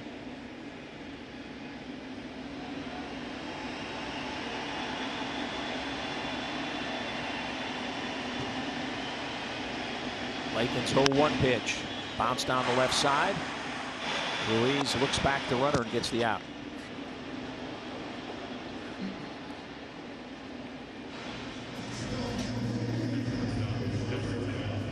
That took a while, Jim, to get that first out. Yeah, well, it did. I've kind of changed the nature of this game tonight, haven't I? Yeah. Nothing until I got on. We had a pitching duel until we brought in a Hall of Fame pitcher. Well, you know, I got a text from Scotty McGregor, who a longtime pitching coach, won 18, 20 games with the Orioles, and he goes, middle does not work. Yeah. He says, I know that, and we all know that, right, Ben? Yeah, I mean, well, that's been the constant theme tonight, right? I mean, every time an Oriole pitcher has left the ball in the middle part of the plate, it has been barreled up by the Red Sox. And that's what big league hitters do to you, especially the Red Sox. We talked about them in the open. They've been one of the most explosive offensive teams in baseball the last couple of years, and they are still loaded. They're deep with their offense, and their pitching is going to carry them as far as they're going to go this year because the offense will be there. Second and third, one down, infield in, trying to prevent more damage. Bogarts at the plate, fouls that one off the right side. Yeah, Tim Hires came on, what, about 3 years ago as their batting instructor, and he's sitting down behind the cage in Fenway, and I said, well, what's your hitting philosophy? I kind of read that you want the guys to be aggressive, and he said, yeah, but he said, we want them to be aggressive on balls they can drive, and that's what we've seen. So, you know, Don Long's the same for the Orioles. You know, be ready to hit, but don't be in a hurry. You get your pitch, not the pitcher's pitch. That's ripped into center field. Should score 2. Austin Hayes' throw cut off. They hold the runner at third. Yeah, Austin Hayes got to this ball quickly and quickly got it in. You thought 2 was going to score on that ball that was hit right back up the middle. This wasn't a terrible pitch. Looks like it was more down, but again, it's down, but it's middle, maybe a shade away.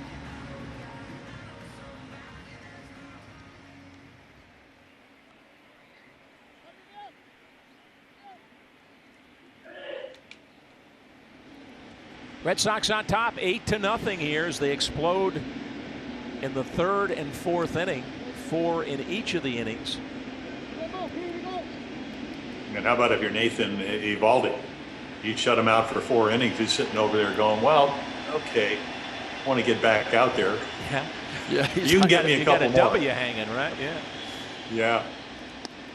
Yeah, never complain when they're putting runs on, especially crooked numbers for you, right? Just sit there and you take some extra warm-up tosses if you have to. Boy, has he been good tonight. Like I said, I've seen him throw a few times. I've seen him pitch, but I've never seen him be this consistent trying to throw the ball where he's wanted to throw it. The slider's been good. The fastball velocity's been outstanding, but the command has been even better. Kevin Pillar had an RBI double in the third.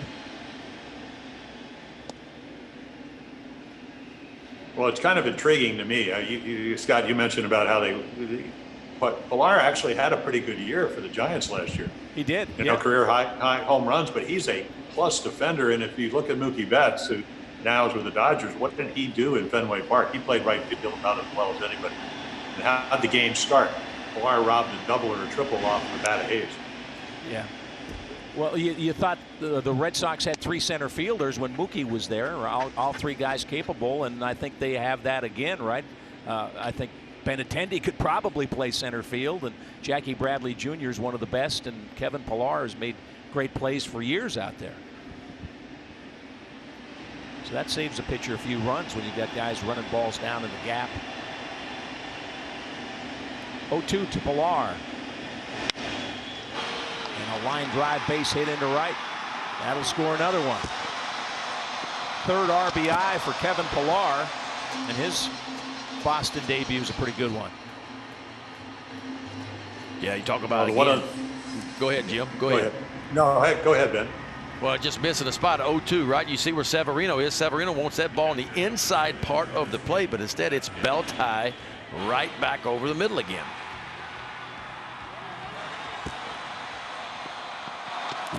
Yeah, I think one of the things we talked about Pilar when he got to the Red Sox, he said, you know, I'm a better hitter. And Tim Hyer said, well, then why don't you use the whole field? And we just saw it for the 9th run. And they've batted around now as Christian Vasquez comes to the plate.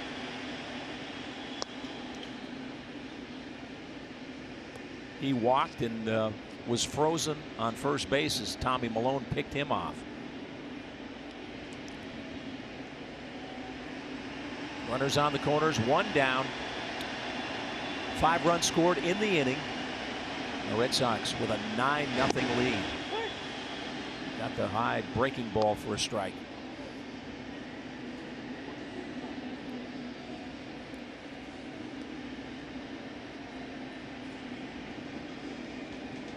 Vasquez, native of Puerto Rico, 29 years old, coming off a big year. The bat's really come along.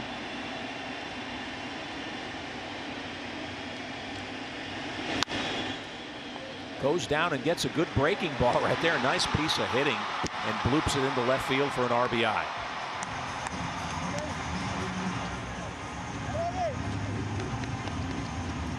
Pretty good pitch that time, Ben, but sometimes the hitter gets credit. Yeah, good pitch, but better hitting. This is that breaking ball, knuckle curve, and watch it. I mean, it's almost about to bounce, but you talk about keeping your head on one. The body gets a little bit out in front. Boy, the hands stay back. He finds the barrel and just kind of lobs one right up the middle, right over the top of Iglesias' head.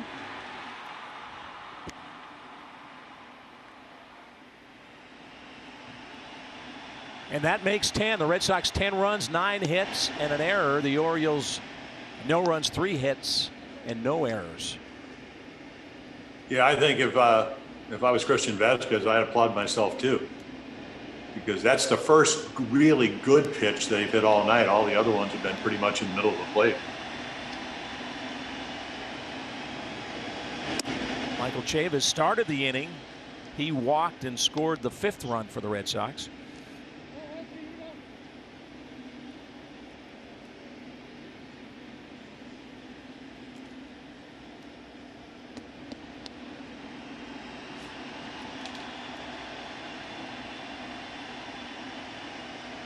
Still only 1 out. How about a ground ball and end this inning?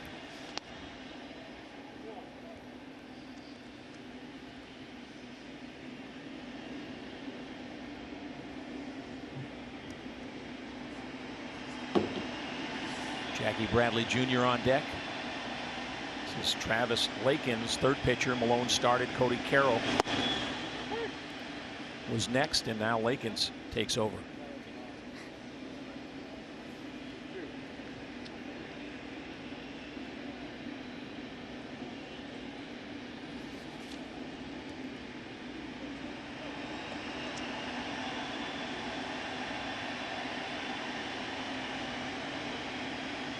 Two to Chavis. Breaking ball.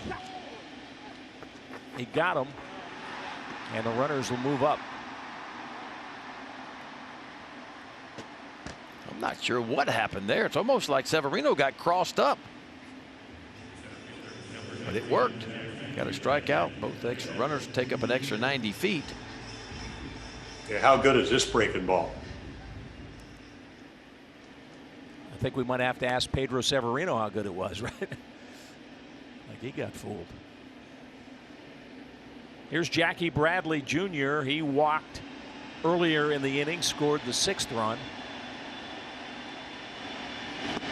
Doubled in the 3rd inning. He's 1 for 1.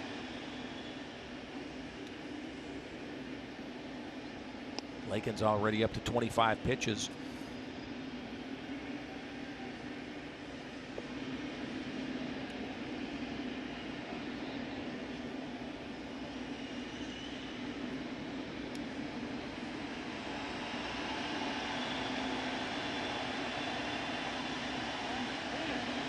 Hear the crowd roaring in the background. They would be roaring after the Red Sox put up 6 this inning. If they were there, they'd be making some noise. Sound like they might have the wave going. That's what it sounds like. It's down low, 2 balls, no strikes.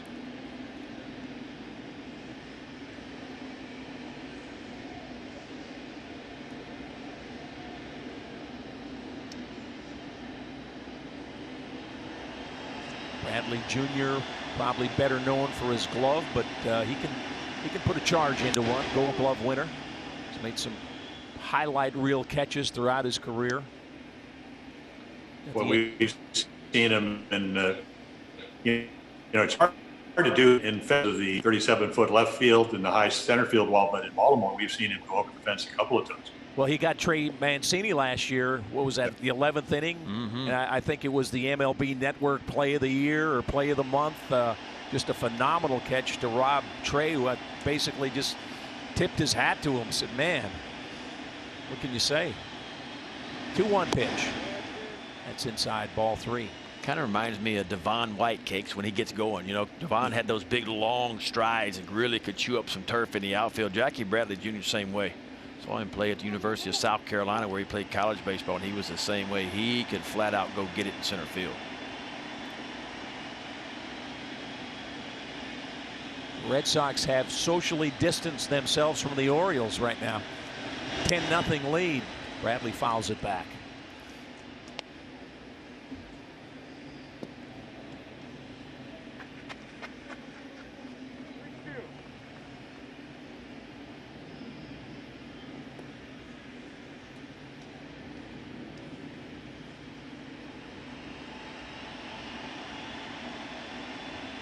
Nothing going on in the Oriole bullpen, so Lakin's 30th pitch of the inning, and he throws it by Jackie Bradley Jr. And finally, the inning ends. Jim Palmer, good talking to you. We'll be talking throughout the season. The Orioles are committed to supporting the amazing frontline workers who are combating the COVID-19 pandemic. Several Oriole players and staff supported hospitals with meal deliveries and donations. Mike Elias and Brandon Hyde donated enough meals to feed the entire MedStar Harbor Hospital staff in partnership with Baltimore area Chick-fil-A. Orioles pitcher Evan Phillips and his fiancee Liz DeVita purchased a sewing machine so they could create and donate masks for those in need. So everybody needs to dig in. We can all do our part, right? Wear your mask and help those around you and make it a better place. Not a good place, Fenway Park tonight for the Orioles. Boston with 4 in the 3rd, 6 in the 4th inning. They're on top 10-0 as the Orioles come to bat here in the 5th inning. Alberto, Ruiz, and Severino. 6, 7, and 8 hitters for the Orioles.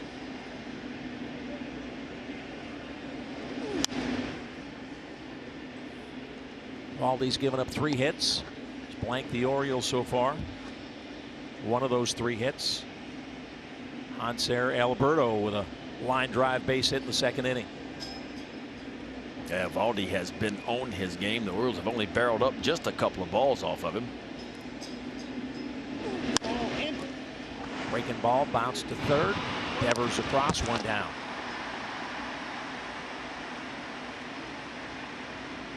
A continuous and engaging learning experience, Summer Slugger uses the fun and excitement of baseball to prepare students to enter the next school year on track. Join the team registered now with code Orioles. Play weekly series, earn rewards, and conquer challengers. Visit Orioles.com/Summer Slugger.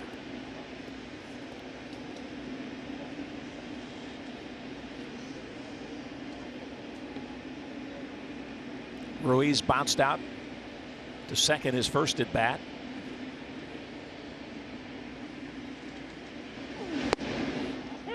Eovaldi trying to finish his 5th inning and make himself eligible to get a win. It's been a strange outing for him. He has been dominant, but no walks, and how about no strikeouts? Fly ball into the left field corner and foul. Well, there is not much room down there. Tight sneakers.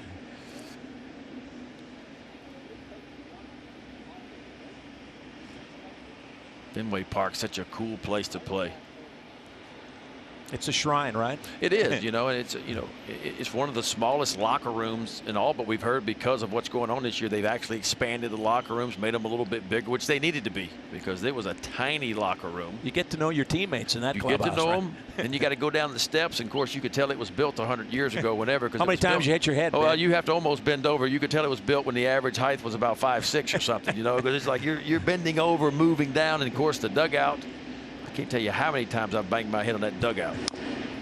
But it's just a neat place. When you start to think about all the great players that have played in Fenway Park, it's just a cool place, you know. I mean, with the big wall out in left field and Pesky's pole down in right field and all the history of it.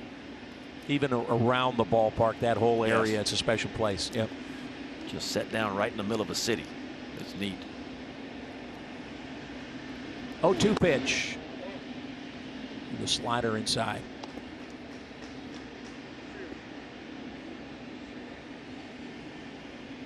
Pedro Severino on deck. And that makes it special too. The old manual scoreboard, right? Real people putting up the numbers. Oh, that's a really good breaking ball right there. There's the first strikeout just when I mention it. Eovaldi gets his first strikeout of the game.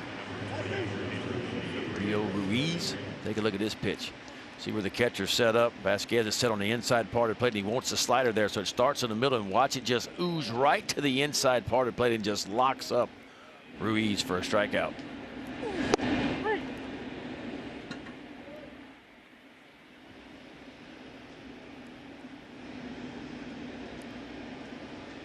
Everything going his way tonight.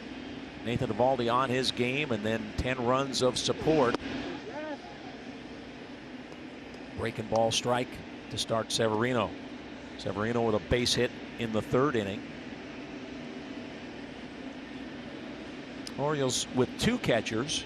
You have a taxi squad this year, so you travel a 3rd. But Severino and Francisco, you got a little left-right opportunity there. I think they like Severino, and they think. Well, the year he had last year. Good, yeah. I mean, look, they averaged 249, but don't forget he finished the year going 0 for 16. But still, the 13 homers, the 44 RBIs, and you got to think that's first time again in his career he got consistent big league at bat. So you're hoping he improves on that with a little more experience. How about this one? He had 300 on the road last year, 46 road games, and 250 home games. He likes room service. He's hitting 1,000 on the road this year. 2 balls and a strike. Right on the outside corner, 2-2.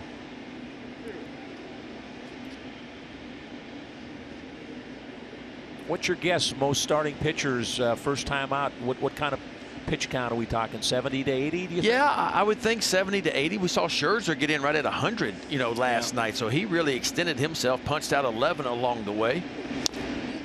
Got the feeling that Cole was probably going to be somewhere in that 90 mark, you know, before he came out. But I think that's a safe number. But what you got to remember is everybody came to camp in different kind of shape, right? Depending on where you were, what part of the region or what country you were in, whether you had access to facilities to go hit, to go pitch, to stay in shape. So when everybody got back to spring training, or spring training 2.0, whatever you want to call it, summer camp, everybody came in a little bit different shape, you know. And so I think that's up to the manager and the pitching coach, as far as pitchers go, to understand how far they can extend guys and where they're at and how much throwing they were doing. You know, you talk to Don Long, the hitting coach for the Orioles, you know, and Doug Broquel, the pitching coach. They stayed on top of all their guys by Zoom calls, and you're getting a look at Brandon Hyde right there, the skipper. They stayed on top of everybody with Zoom calls and videos, and they tweaked stuff along the way, but everybody came in a little bit different shape, and I think that's what the important thing is. 7th pitch of the at-bat, a breaking ball down low, and the count is full.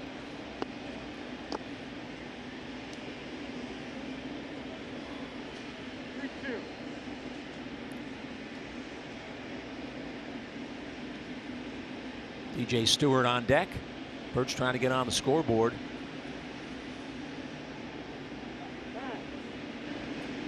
Time called. Severino steps out.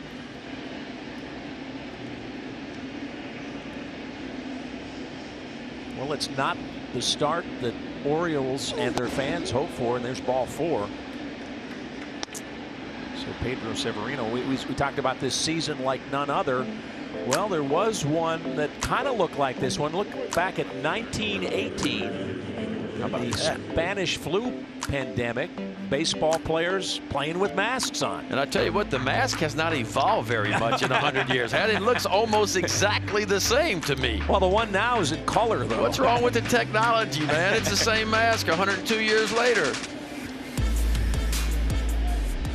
Well, everybody hopeful that we can play 60 games around baseball and get through the postseason.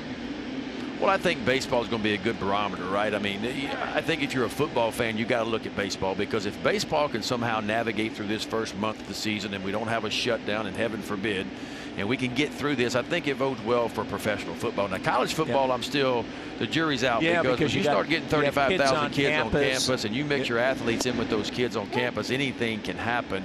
But I think you got a real shot for pro football, because you can kind of halfway keep those guys quarantined into the field and back. And so the one difference is in pro football, obviously, there's not a lot of social distancing in the game when you got 12 guys in a pile after a fumble. I think you're going to see, like, some of these umpires are wearing masks up underneath. I think you'll see mask inside of mask. I think you'll see them be able to do a lot of different things, you know. But Evaldi, you had 2 strikes to DJ Stewart. You got the shields and stuff. So, I mean, I know it's going to be, they're going to be getting after each other, but still. So you can see on the inside of his mask right there, he's got an extra little shield. Really got the back foot that time. I'll be honest with you, though, if I was playing NFL football, last thing I'd be worried about is COVID-19. I mean, I'm just telling you, those guys are so big and strong. I was like, golly. There's a lot of things that can hurt you. Yeah, I think you say that'd be the worst thing I'd be thinking about that football field. That's some big old dudes. Somebody's talking about a little video of Ben McDonald circulating with you looking like Lou Groza. Yeah, kicking a big field. Well, you see, I wasn't on the field. I was kicking it, not playing. 10-0 Red Sox. Baseball celebrates 100 years of the Negro Leagues and the great players that were part of it. And how about this guy? Satchel Paige, first primary Negro League star to be inducted into baseball's Hall of Fame. He made his major league debut with Cleveland in '48 on his 42-year-old rookie, Ben. How about that? Following 20 years of dominating play in the Negro Leagues. His debut came a year after Jackie Robinson broke the color barrier. First African-American to pitch in the American League and a World Series. And then in '65 signed to a 1-game contract through 3 scoreless innings at the age of 59. Kidding me. Oldest player to ever appear in a major league game. I love the bottom line, Ben. Age is a question of mind over matter. If you don't mind, it don't matter. 59 years old. Getting them out. How'd you like to know how many innings and how many miles was on that arm? Oh. Unbelievable. The barnstorming that they used to do around the country and play multiple games.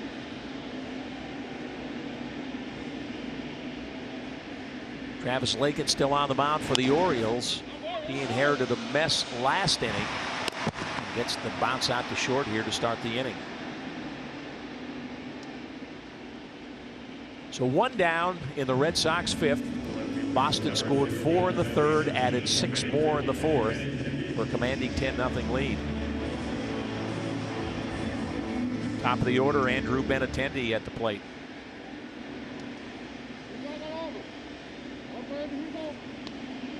Benintendi bounced out in the 1st, struck out in the 3rd, and walked and scored a run in the 6th-run 4th inning.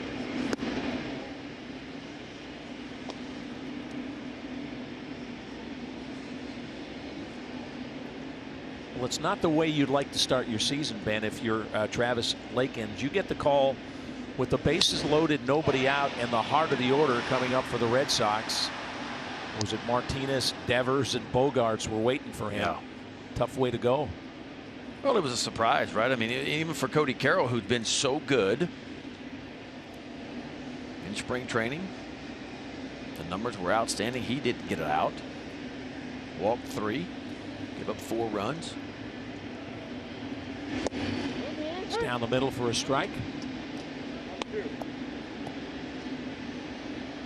1-1 to Andrew Benintendi, the Red Sox left fielder.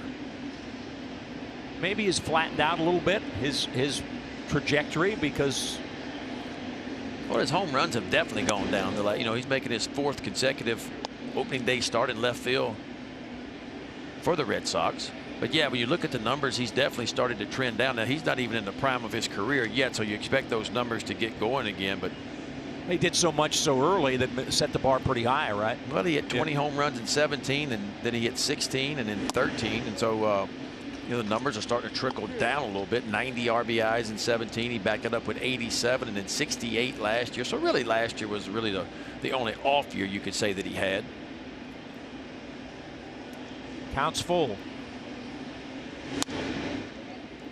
Pretty good hack that time, but fouled it back.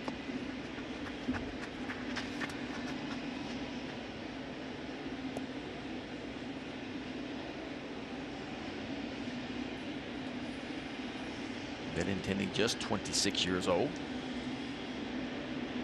He threw it by him.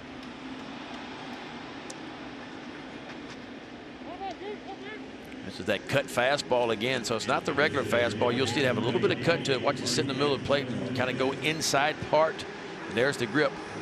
See that little dot on the backside of it lets you know it's a slider or a cut fastball, and Benintendi just swings right through it. That's when hitters really get aggravated, is when they get a pitch that's a mistake pitch and kind of left up in the zone out over the plate and they miss it, and that's what Benintendi was so upset about.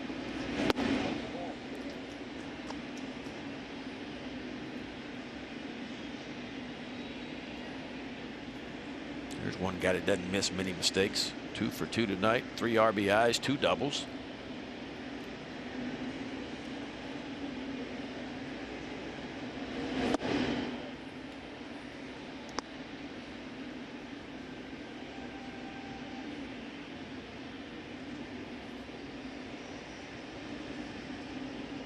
Well, I don't care who the pitcher is on the mound. When you jump into that Red Sox lineup, Benintendi, kind of a table setter, but he can hurt you. But then Martinez, Devers, and Bogarts, as good as 2, 3, and 4 as you're going to see in baseball. No doubt.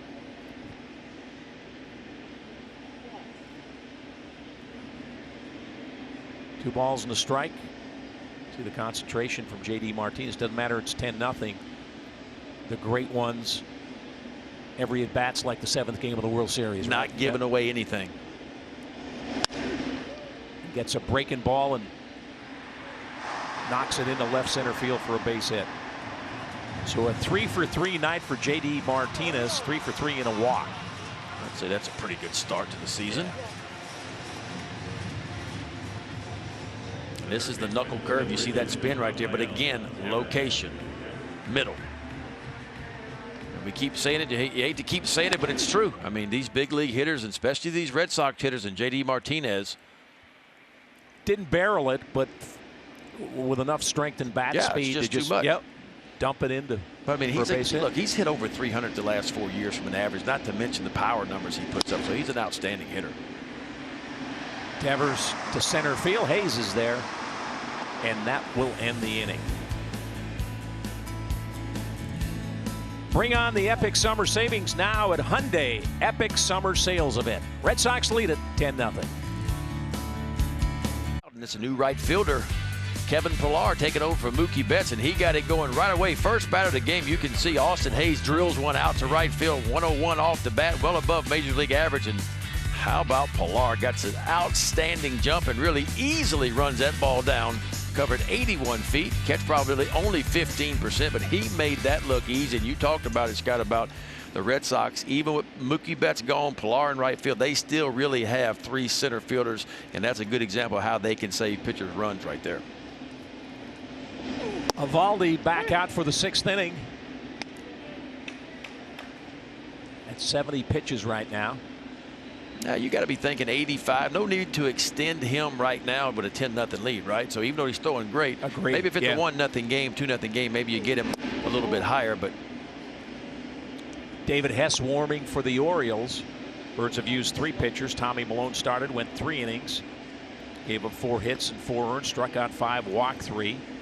Cody Carroll came on, had a rough outing, didn't retire a batter, gave up 3 walks and a base hit.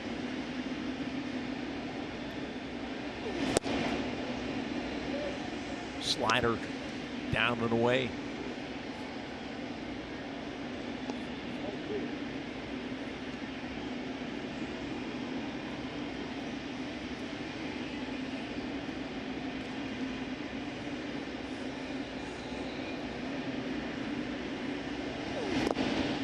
That's in the dirt for a ball. 2-2 the count on Austin Hayes. So he got robbed in his first at bat by Pillar and then bounced into a double play on a comebacker to Eovaldi in the 3rd inning.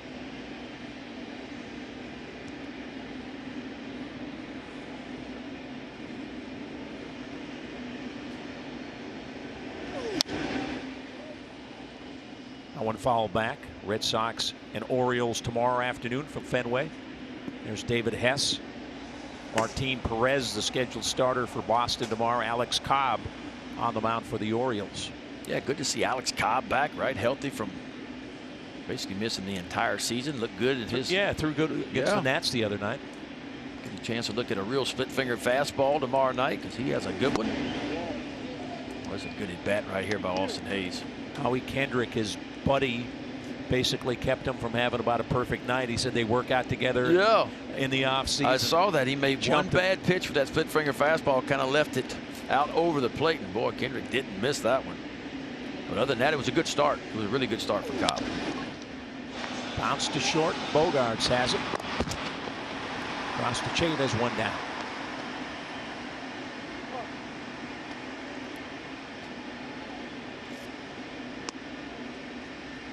Nathan Eovaldi taking care of business tonight. Shutout ball, has only given up 3 hits as Anthony Santander digs in. Santander bounced out to the pitcher in the 1st inning. Hit a fly ball to left field in the 4th.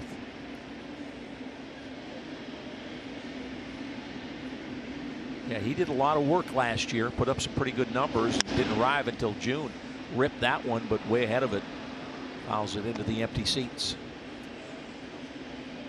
And he did some good work too on defense too. That's what I like about him. The arm is above a big league average arm. He's not really a center fielder, you know, just doesn't possess that speed like Austin Hayes, a true big league center fielder, but he played the position and played it well. He catches it if it's hit to him. I think he led the Orioles in putouts at 5 putouts, so trying to run on that arm can make you pay.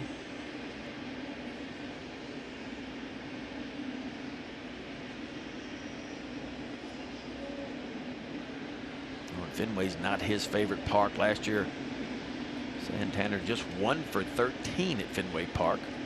Don't forget the Orioles won their last series of the year. It was at Fenway Park. Took 2 out of 3 from the Red Sox. That's hit well off the green monster. And Bradley picks it up as Santander has to turn on. The speed was kind of figured he had 2 and suddenly said, hey, I may have to run a little harder.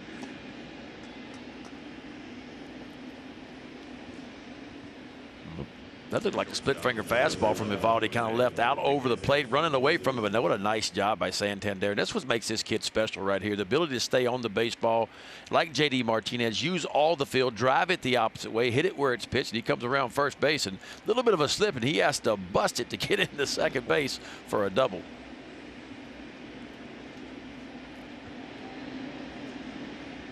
So Anthony Santander with the Orioles' 4th hit of the night. Still trying to score that first run. And Jose Iglesias with a man in scoring position at the plate. He doubled in the 4th inning. Well, how many times tonight has Evaldi hit that box, right? I love that strike zone box that we see from the center field camera.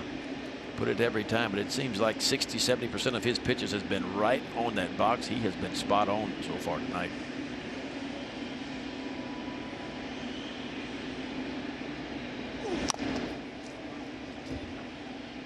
Back away from Iglesias, fouls it off, 0-2. 81 pitches now for Evaldi. I would think that 6 might be enough, right? I would think so. Gets out of this with a 10-0 lead. I got to think this is his last inning for sure.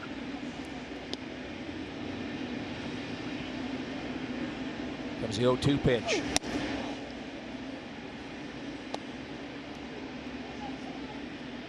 It's max effort for Evaldi every time, too. You can hear him grunt. Yeah. I mean, every pitch. See the pitch count? 20 in the 5th inning. Really good 3rd inning. He threw only 8 pitches. Anytime you can be 15 or less, it's a solid inning.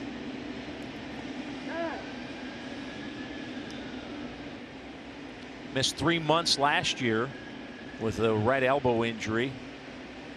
Had to go in. I think they had some floaters in there that they had to clean up, right? Wasn't serious, just some bone spurs floating around, but obviously he missed some time. Had Tommy John surgery that Cakes mentioned out of high school. Alvin, Texas, that sounds familiar. Yeah. And another pretty good pitcher from Alvin, Texas. That guy threw pretty hard, too. Yeah, right? he did for a long time, kind of like Satchel Paige. Oh, Nolan Ryan, what he pitched to his 46, 47. Yeah, I read where Evaldi said he grew up in the same town but didn't meet him until he was in the major leagues.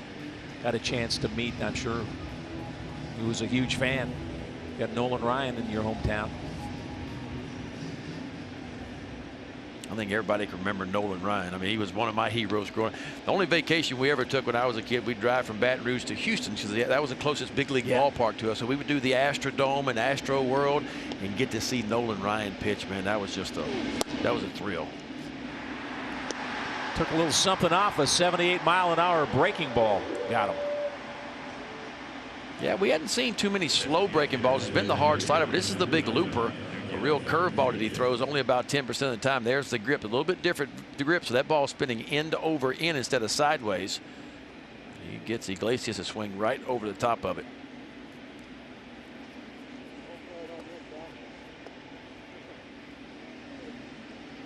Remember the Astros way back in the day had Charlie Kerfield, J.R. Richard, Nolan Ryan. Oh, you talk about bring the rain. I go back to the toy cannon. Yes. Jimmy Wynn. And I remember as a kid, you could walk down and watch them warm up, and you could literally stand 10 feet from the catcher, and you could hear the that ball. J.R. Richard popping it. You could hear the ball coming when Ryan would throw it, and you hear the pop of the mitt like it was just blowing up in your ear. And I remember looking at my dad when I was like 10 years old. I was like, that's so cool. I want to do that one day, you know? And you got a chance to do it. Yeah, and I got to play even face Nolan Ryan, too, which is even cooler. 2 down. The Orioles have a runner on second. Still haven't been able to put a run on the board here. Santander with a double on second base. Nunez 0-1 at the plate against Evaldi. He's trying to finish off 6 scoreless innings. Ripped down the left field line, and it's a fair ball into the corner.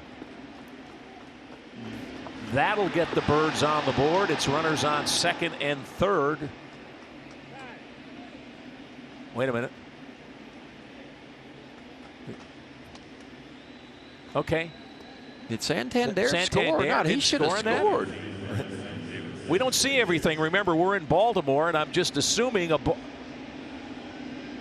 ball ripped into the corner. Santander certainly should have scored on that. That's Nunez going into second, and the Orioles do have their first run of the game. So an RBI for Renato Nunez.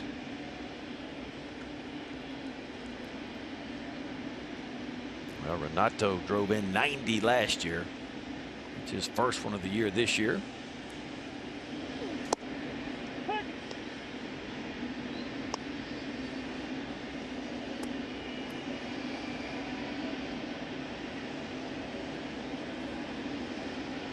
Chris Davis looks bigger to you this year. It is because he is much bigger than what he was last year. Really worked hard this past all season, and while the break was going on for 4 months, kept the weight on.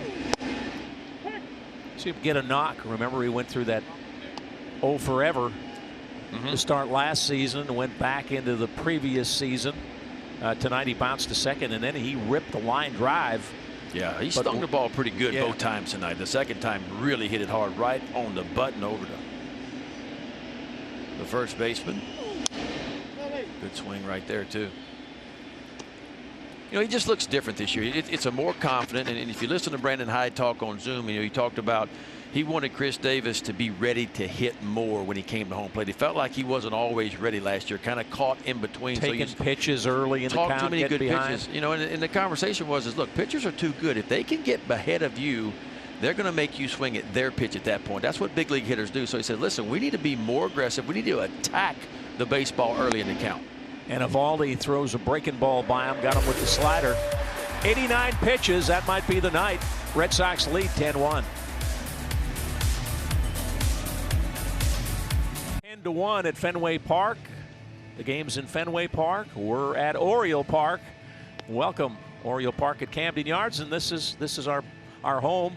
And you'll see what we see. We're watching the game like you are, except we've got a program monitor, the same thing you're seeing at home in front of us.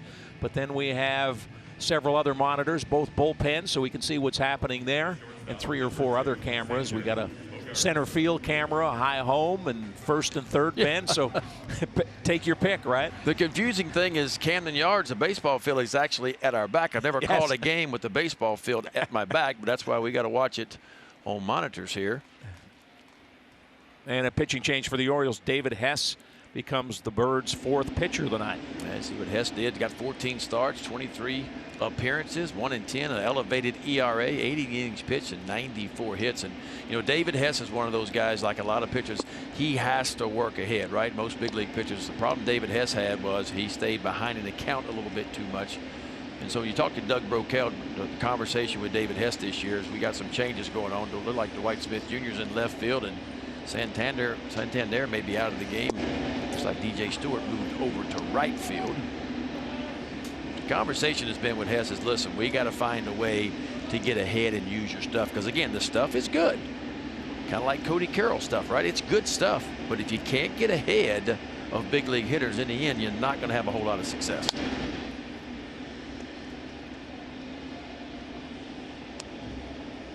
Two and 1 to Bogarts. Bogarts with a couple of strikeouts. And then delivered a base hit in the 6th-run 4th inning for the Red Sox. Malone started, then it was Cody Carroll, Travis Lakins, and now David Hess for the Orioles. Bounce to the left side. And there's one down.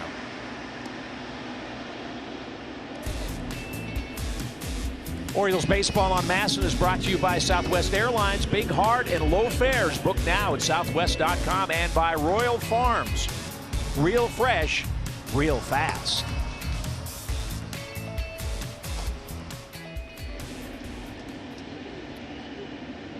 Look at the green monster there, and some action down in the Red Sox bullpen now as Nathan Eovaldi has put up 6 shutout innings. And that's probably enough for him tonight. Like Austin Bryce is getting loose. Looks like he's going to be next pitcher for the Red Sox.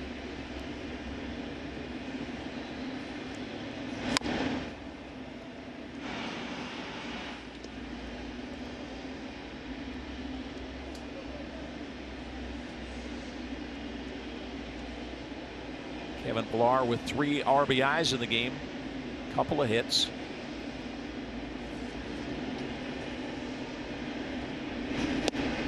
Had a nice year with the Giants last year after a long run in Toronto.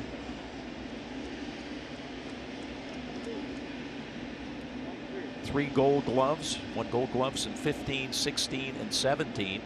So with the Blue Jays from 2013 through 2019. And he likes Fenway Park. He's a .307 lifetime hitter there in 47 games.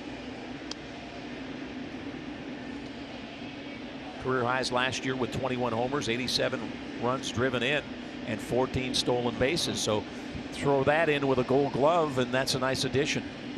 Yeah, that means he can beat you a whole lot of ways, right? He can beat you with the glove, he can beat you with his legs. Of course, the offensive numbers are outstanding. Got aggressive on that pitch upstairs. 1-2 the count.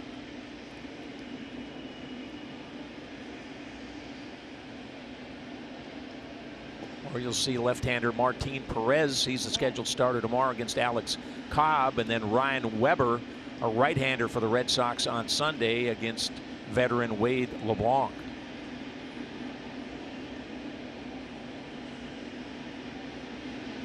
S1-2 to Pilar. Ooh, just missed. Oh, that was a really good pitch. 95 right at the bottom of the zone in the outside part. S didn't get the call.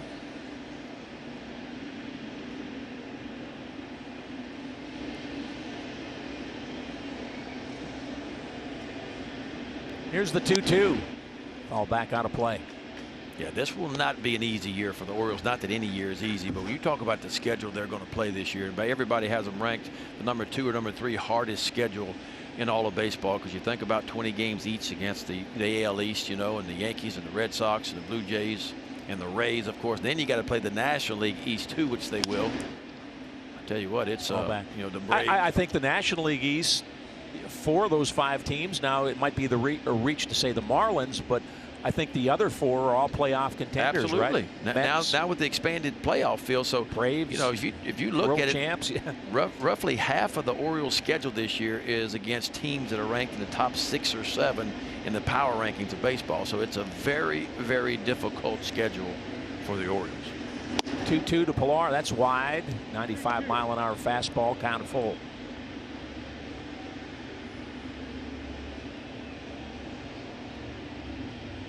But when you're growing and you're learning, I mean, why not play the best? You know, why not get after it from the beginning and test your skills, see what your weaknesses are, see what you need to improve on. Breaking ball ripped into left field for a base hit. So Pilar with 3 hits on the night in his debut in Boston. Step Inside the Yard, a new Orioles original podcast hosted by Brett Hollander and Jeff Arnold. Fans can stay up to date on all things Orioles baseball with new episodes every Tuesday and Friday. Subscribe wherever you find podcasts or learn more at Orioles.com/podcasts.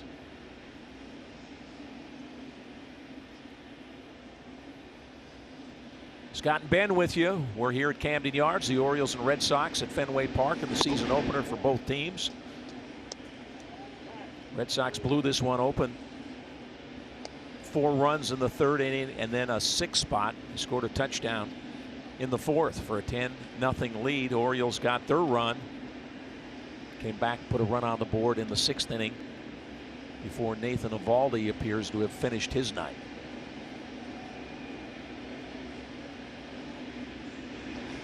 Estevez Vazquez, that's hit hard to center field. Racing back as Hayes won't catch up to it, and it's out of play for a double.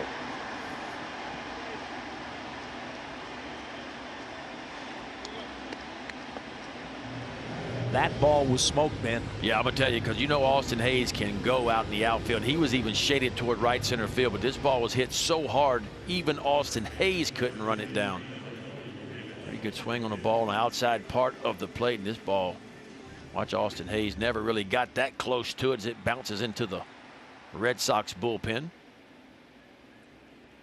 Vazquez among several Red Sox swinging a hot bat tonight. He's got 2 hits and a walk, and the only time he was retired, he hit the ball to the track in right field. Michael Chavis hasn't been part of the hitting party so far. 2 strikeouts and a walk for him. Did score a run in the 4th inning. Vazquez takes his lead at second. 1 down.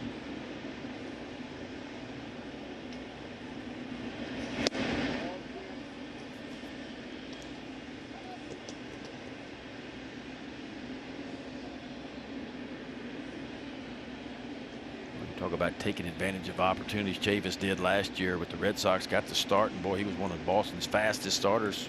Hit .313 in the month of March and April last year. Got out of the gates quickly.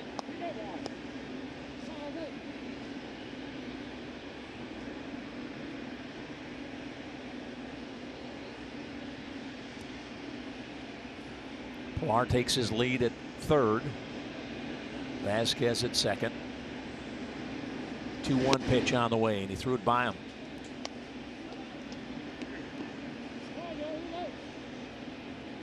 That's when you know you got a good fastball. You're getting fastball counts, and everybody knows you're going to throw one. That ball's got some good velocity and a little bit of cut to it at the end.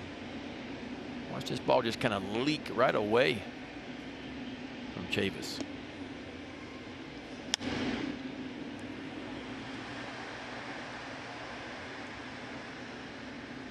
Popped up and out of play. Count remains at 2-2.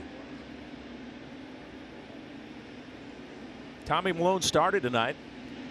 Threw a couple of goose eggs up in the first 2 innings and ran into some trouble in the 3rd inning when he gave up 4 runs. Went 3 innings, 4 hits, 4 earned. Walked 3, struck out 5. 4 doubles in the 3rd inning, and something was just different about the 3rd inning. The first 2 innings, he was spot on, able to locate the changeup and the fastball, but then whatever reason, in the 3rd inning, he just started leaving balls up, out, over the plate, and boy, the Red Sox made some adjustments. And here's that explosive fastball we talked about from David Hess. High spin rate. We're going to talk about technology. Means it stays on plane a little bit longer than most fastballs, and he just rides into the upper part of the strike zone. Gets it right by Chavis for a strikeout. Chavis got the hat trick, his 3rd strikeout tonight. Now Jackie Bradley with 2 on and 2 out.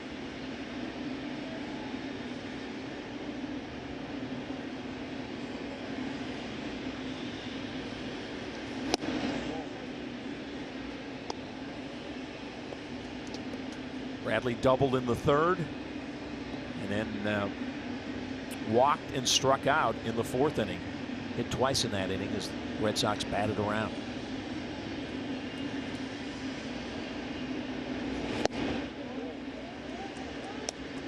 Breaking ball misses. 2 balls, no strikes. 2 down, 2 on.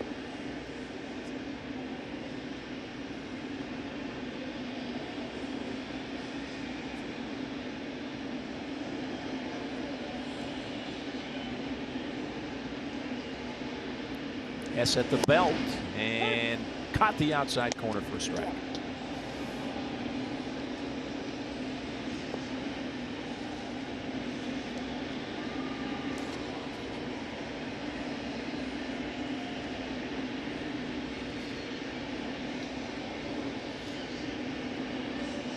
Well, the Yankees and the Rays seem to be the 2 favorites in the AL East, but if Boston gets some pitching, they could hang around. I mean, on paper, the pitching certainly suspect, right? But when you can score runs and play defense, you got a chance. Well, they got to get Rodriguez back, right? That's probably the only chance they really have. You're Rodriguez right. has got to come back, and he's got to come back quickly, and he's got to be good when he comes back. Fly ball deep left. Dwight Smith will play it off the Green Monster, and 2 more will score. So a 2 RBI double from Jackie Bradley Jr. And that makes it a dozen for the Red Sox as they go up 12-1. Got close to getting out of it, Ben. Yeah. He got that 2nd out with the strikeout, but couldn't put Bradley away. That's a sharp porch in any other ballpark. Of course, this is just a fly ball to left field, but at Fenway Park with the monster out there, a fly ball to left field can do this right here. He can get off that wall in a hurry, and with 2 out and runners moving on the pitch, they were going to score easily from the runs 11 and 12 on the night. And Jackie Bradley Jr. is having a good night towards the bottom of that lineup with 2 doubles and 2 RBIs. Doug Brocail out. Managers and coaches obviously wearing masks. Anthony Santander wore his mask the other night in the game against the Nationals, so some players even wearing masks. RBIs for the Red Sox now. JD Martinez has 3. Kevin Pilar has 3. Benintendi with an RBI. Bogarts with an RBI. Vasquez with an RBI. And Peraza with an RBI. All the usual suspects, right, for the Red Sox.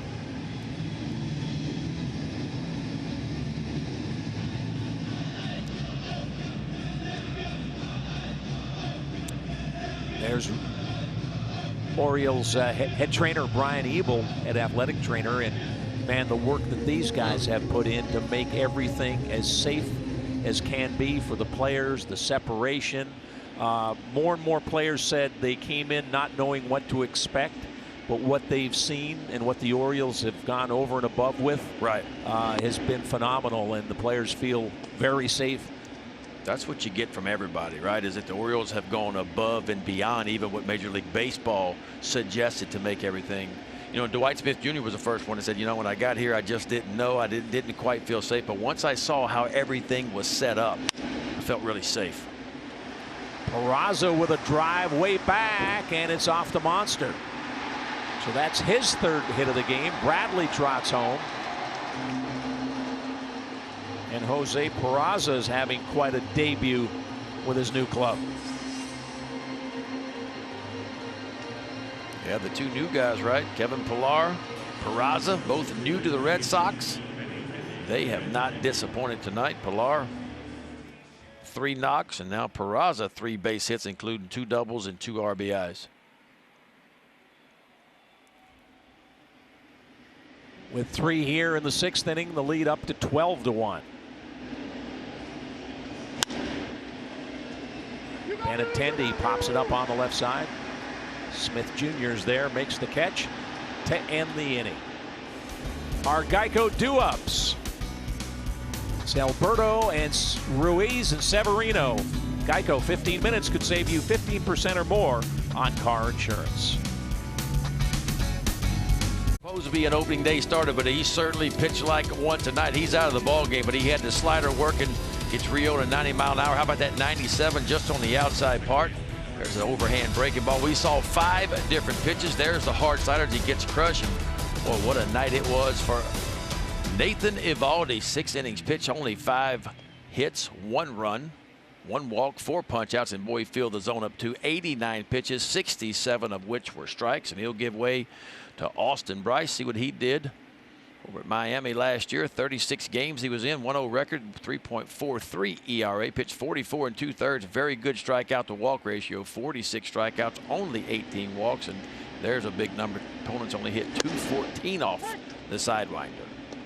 Bennett just 1 game, but if you're in the Red Sox franchise, you got to be thrilled with what Eovaldi did, because as we said, they're short on starting pitching. If he can give them solid efforts like this one tonight, that certainly helps. Well, 2 things, right? 1, he's healthy.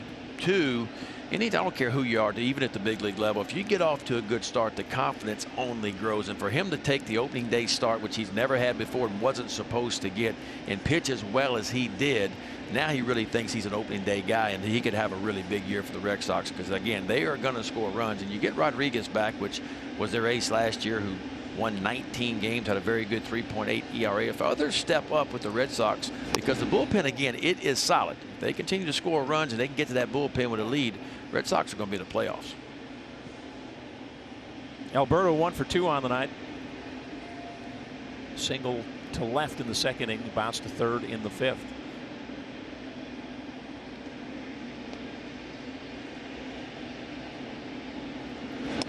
Two things that don't happen a lot with him. We talked about it. His ability to fight off strikeouts, right? Makes a lot of contact. He led Major League Baseball with 11 plate appearances per K last year, and 550 plate appearances, only struck out 50 times. Yeah. But you'll have to work hard to walk him too, because he's a free swinger.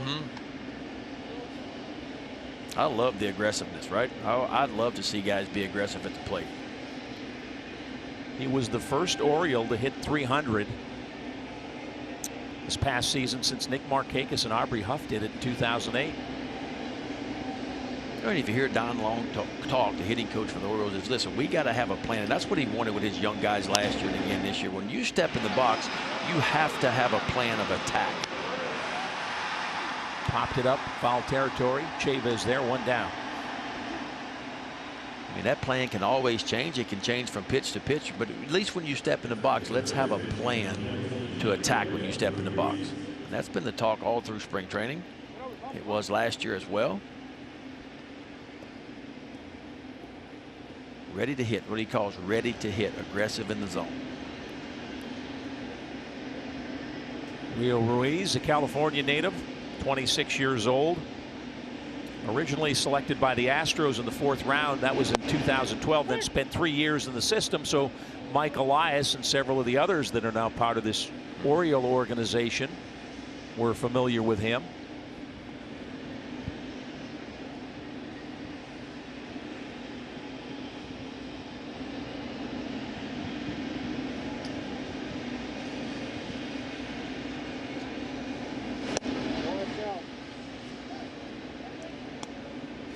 He's got that little kind of shaky bring it down as he comes down to the belt, right?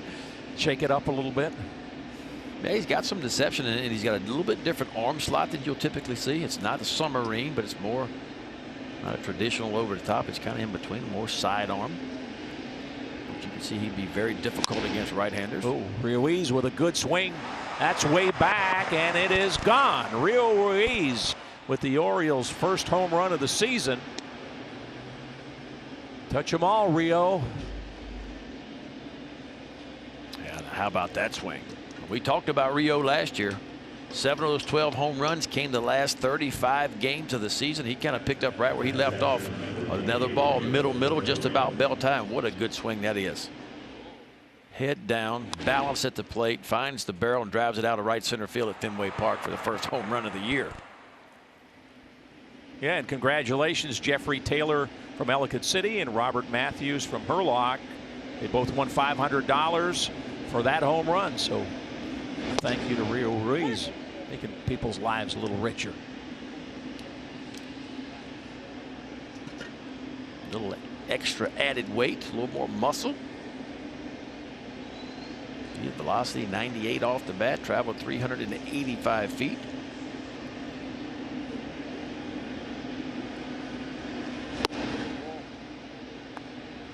Severino takes a ball. It's 1-1.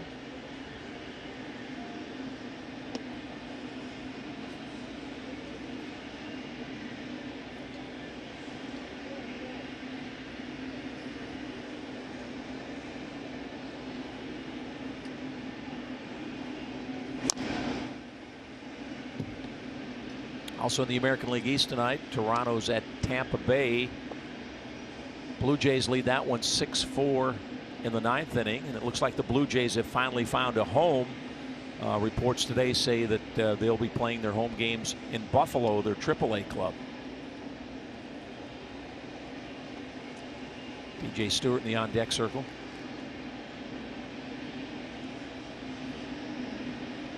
One-two from Austin Bryce. Pop back out of play.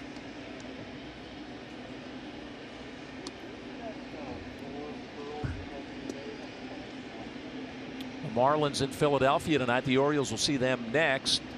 They're on top of the Phils. 5-2 that game in the 9th inning.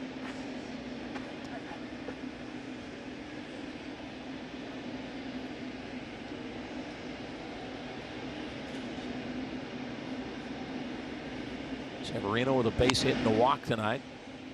Well, he's hanging in there too. Tough at bat. That's one thing I love about the Orioles, right? I mean, the game's out of hand. It's 13-2. We saw this a lot last year too, but the Orioles never gave up. They never, even when they were behind, they didn't give up. And I think it's a tip of the cap to Brandon Hyde, because that's the attitude that he has, is that we're going to go out and compete no matter what the game is, what the situation is. I want to see you guys compete every time. And while the Orioles lost a ton of games last year, I felt like they went out and competed and never laid down. And it's a good example tonight so far. Bryce slings it at 94 miles an hour past Severino for the strikeout. 2 down.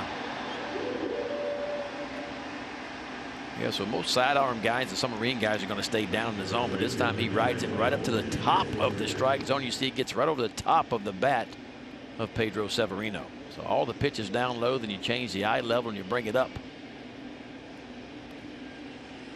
With your big heater, did you ever try to change arm angles? Occasionally toward the end of my career, okay. You know, you started to learn how to do that. And if you remember Mike Messina's career too, he started to kind of tinker, because as you start to lose stuff as you get older, you got to kind of change things up from time to time. And those are the guys that really extend their big league careers, are the ones that can do some different things as you start to lose a little bit of stuff along the way.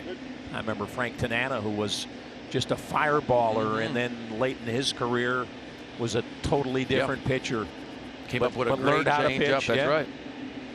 You know, and we mentioned Jamie Moyer early in the broadcast, but he's a great example of hanging around long enough till you begin to figure it out. Because if you go back and look at Jamie Moyer's first 5 years in the big leagues, he was lucky to be in the big leagues because he had a very high ERA, but yet he was able to hang around. And boy, once he figured it out, he became a really good pitcher for a long time. Pitched till he was about 50.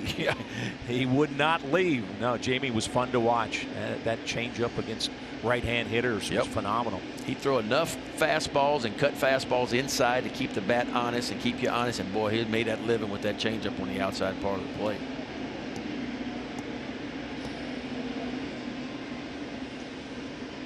Bryce steps off. No balls, 2 strikes to DJ Stewart.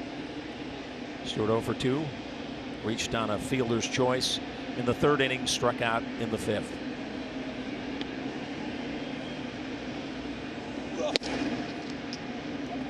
Throws it by him for strike 3.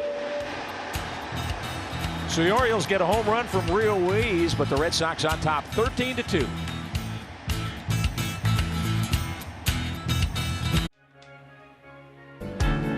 Major League Baseball, all 30 Major League clubs and players are conveying a unifying and impactful message on our platform and national stage on opening day weekend in order to be allies and active participants in the call for social justice generally and advocating for diversity and inclusion in baseball specifically. In order to send a strong message of support for social justice, yet provide players and staffs with the opportunity to tailor the program to their individual preferences, all games will include several of the following things. Major League Baseball has made available 2 patches that can be affixed to the sleeve of jerseys, phrase United for Change, or the message Black Lives Matters. Teams can collectively wear, if they choose, one of the 2 patches, or individual on-field personnel may choose which patch that they prefer. Teams may also choose to wear a batting practice Black Lives Matter t-shirt that was produced by Nike. MLB's support for the movement, as well as efforts for our sport to be an agent of social change, will be reflected throughout the season and not only limited to opening day and weekend. Orioles and Red Sox, we go into the Boston 7th as you see the BLM and several of the players wearing the patches on this opening weekend. Red Sox lead the Orioles in this one 13-1. Boston blew it open early with 4 runs in the 3rd inning, 6th in the 4th. They added 3 more in the 6th inning. The Orioles got a solo home run last inning from Rio Ruiz. David Hess back out for the 7th. Yeah, Hess struggled in the 6th, gave up 3 runs to see if he can make some type of adjustment. Lakins did. You know, Lakins had a bad 1st inning, but then kind of recovered and had a pretty good 2nd inning. Hess is trying to do the same thing. With the lead at 13-2, Brandon Hyde has a new shortstop, Pat Valleca. Former Colorado Rocky, he's at short. And the rest of the night off for Jose Iglesias.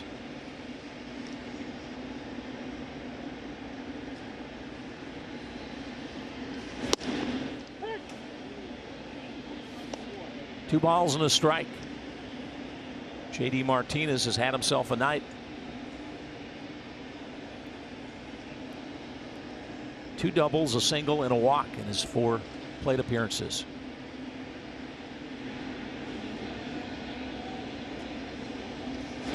Two-one pitch, that's outside, ball 3.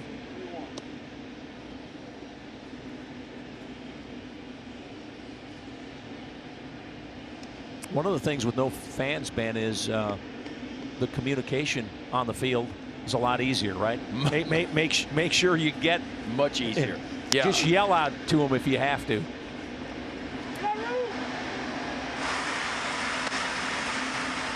Right field, DJ Stewart has it for the first out. Yeah, we shouldn't have many miscommunications on fly balls in the outfield or infield or bunt plays and relays. All that stuff's going to be an advantage to the players on defense, right? You can hear the catcher yelling 4-4-4, cut, cut, cut. You can hear that a lot easier as opposed to 40,000 people in the stands, and sometimes you just can't hear it. It's up to you to try to look at the runner, where you think you can cut the ball or not, and what base to go to. So all those things should be easier on defense. Here's Devers. It's kind of a routine night for him with all the hits and runs. 13 hits, or 13 runs, 14 hits. Rather quiet night for him. Drew a walk, scored a run in the third. He's 0 for 3. He's going to get his. Yeah, and he's only going to get better. I mean, just 23 years old. As a 22-year-old last year, put up those monster numbers, 32 homers, 115 RBIs.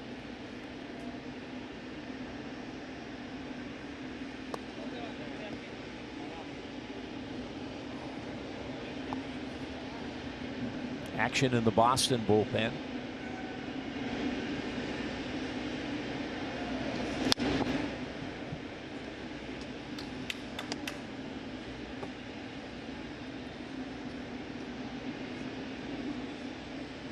One and two to Devers as he tucks in the chain.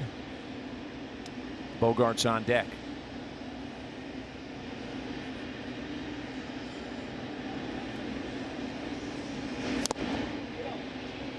That got a piece of Severino. Ooh. That hurts.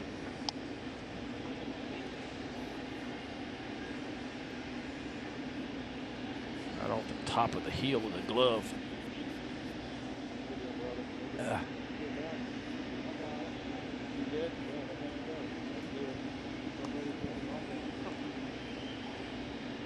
We've seen Severino take a couple of shots. We've seen the home plate umpire, Mark Wegner, take a shot on the mask.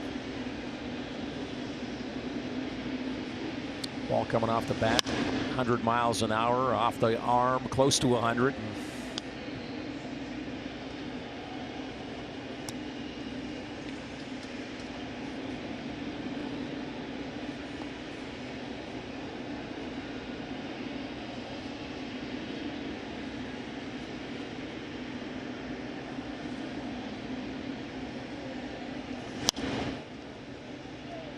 This is pitch foul back out of play. Remains 1 ball and 2 strikes.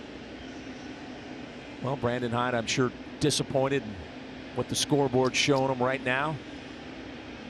Yeah, but the good news is 1 game, right? And you can't judge your season obviously on 1 game. You lace them up and you play again tomorrow. That's the great thing about baseball. Is it disappointing? Of course it's disappointing. It's opening day. You want to do well. And the Orioles have really been, you know, really good on opening days. They got beat last year for the first time. I think they had won 7 opening days in a row and got beat last year. And not the way you want to start your season. I think the toughest thing for the organization this year is that there's no minor league baseball, because this is an organization that's developing players, developing young players, a couple of drafts, some international talent added last year and this year, and basically you're hitting the pause button, and it's the same for all 30 teams. But I think for a team like the Orioles that's in a rebuild, reset, build up the organization, it's especially tough. It's difficult, right? You know, and it's a minor league system that's ranked, you know, 12th or 13th in pretty much every publication, you know, and Mike Elias has done an outstanding job of drafting. You know, the 2018 draft with Adley Rutschman and others was an outstanding draft. This year's draft, by every indication, was a really good draft. Although it was only 5 rounds, the Orioles got 6 picks. They signed them all. And so the future is certainly bright for the Orioles. And there's talent, but you're right. I mean, I think if you're a minor league guy right now in the Orioles organization, and all organizations are hoping maybe for an Arizona Fall League, maybe for something going on, instructional league and spring training, where these young guys that are sitting at home are finding a way to develop. And don't get me wrong, it's not like they're sitting at home not doing anything. And minor league coordinators and everybody are on top of these kids. But you're not playing competitive baseball. That's right. You're missing the at bats, and that's what's difficult. You know, because that's the whole thing about the minor leagues when you get a young kid. Is you want him to develop. You want him to get 300 or 400 at bats in a season.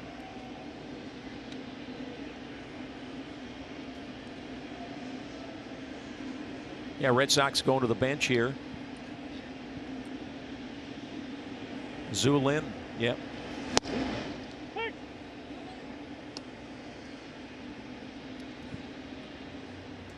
Zue Lin hits for Xander Bogaerts. His night is done.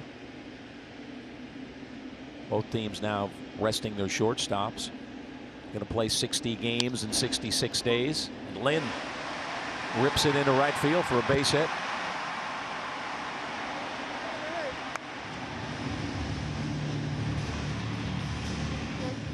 Baseball is back. The MLB app is the only place to get all your baseball action. In-game video highlights, live pitch by pitch, breaking news, player updates, stat leaderboard standings, and much more. Download the MLB app today, the #1 app for live baseball.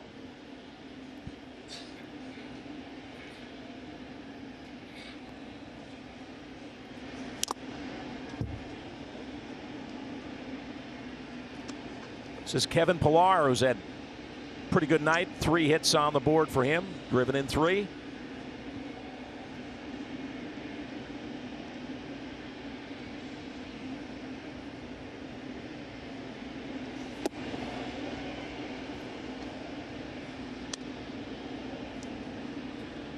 Ball with a strike on the Boston 7th. What happened to the 7th inning stretch? Is that gone now? You and I get up and stretch out? Does that count? If you're going to stretch, you definitely have to social distance for sure.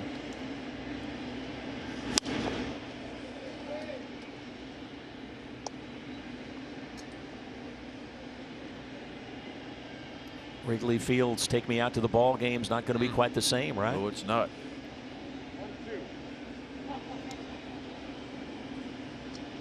Rio Ruiz, solo homer for the Birds tonight.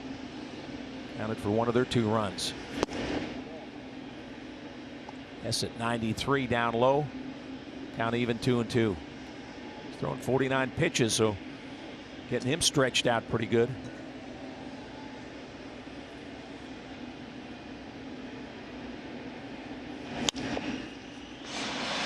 To short, and the force out at second ends the inning. Red Sox on top of the Orioles, 13-2 as we head to the 8th. Sox make a pitching change here as we head into the Oriole 8th inning. Valdez on the mound for Boston now. Yeah, he takes over for the first reliever, Austin Bryce, who worked 1 inning, gave up the solo home run to Ruiz. And now Phillips Valdez, the slender right-hander, on the bump. This is his first career opening day roster spot. Made his big league debut in June last year with the Rangers. Wearing one of those football numbers again, yeah. Ben. We talked about that earlier. We're seeing some 70s and 90s, and wearing that, sporting that 71.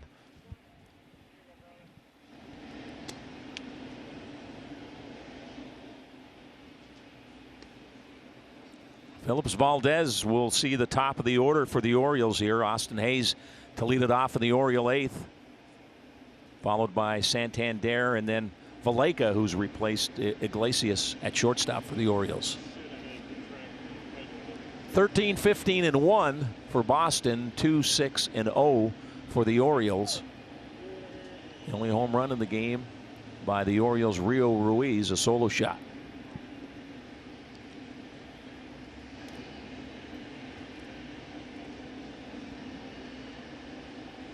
Matt LaCroix behind the plate now for the Red Sox.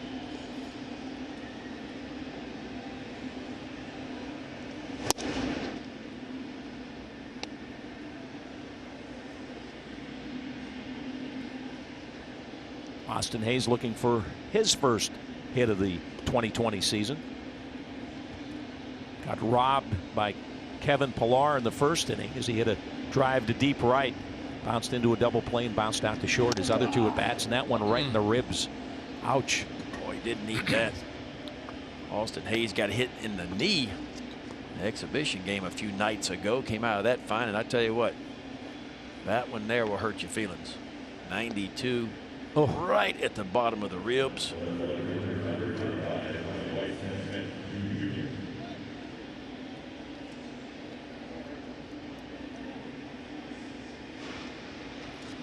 That'll leave a mark.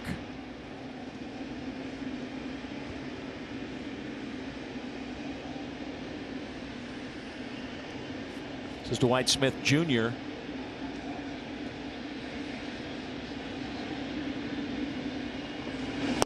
Takes a ball outside. Weren't sure that he was going to be on the 30-man roster. Was late getting to camp, but showed enough in the time he was here that they added him to the 30.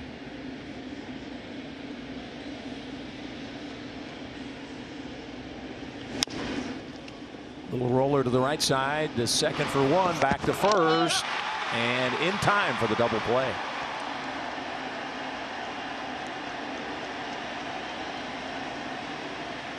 Oh, a really good turn by the Red Sox right there. Because Dwight Smith Jr. is not slow. He can get down the line, especially from the left side. Just a two-hopper. Right over to a ruse, and it quickly makes a turn. It's funny watching the Red Sox bullpen. All the guys jumped over where they could see the monitor, the scoreboard replay, I guess, to see the play at first base. Did they get him?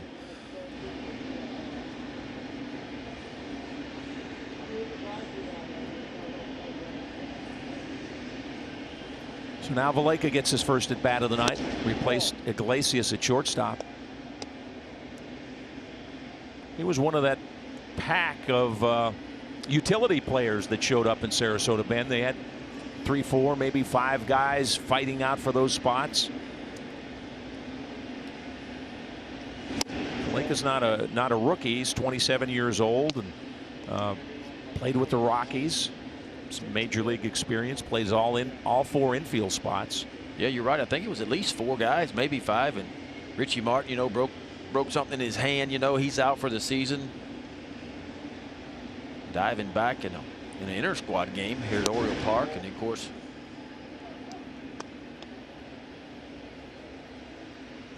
Valleca was part of the 2013 College World Series Championship UCLA team. 3 brothers, all played college or professional baseball, so comes from a baseball family. And Stevie Wilkerson got hurt. Remember, Stevie got hurt, and that eliminated another guy. Yeah. Well, in 2017 with the Rockies, in only 182 at bats, he hit 13 homers, drove in 40 runs, and hit .258. Played first base the other night against the Nats. That's a call strike. Had to come back. Headed to first base. Thought he had drawn a walk. Yeah, just on the outside corner by Valdez. Good pitch.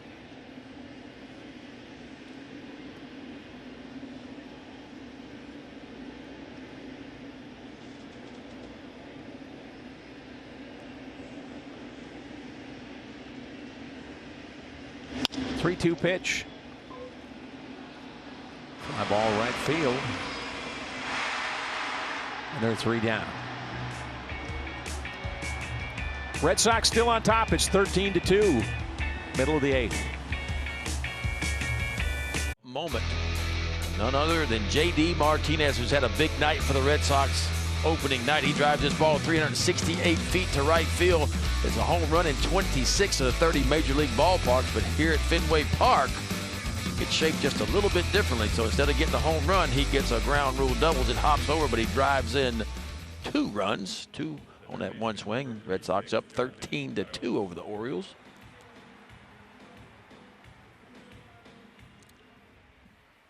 Chance Sisco jumps behind the plate for the Orioles here. We're in the bottom half of the 8th inning. There's Chance Sisco. We talked earlier about having that left-right combination in your 2 catchers. Orioles only with 2 catchers on their 30-man. David Hess, 51 pitches now back out for the 8th. Taking one for the club a little bit, right, Ben? Yeah. It was good. Put a shutout inning up his second time. Obviously, his first inning wasn't very good. If he can finish here with a 0, got to think he'll take a little bit of confidence the last 2 innings he pitched.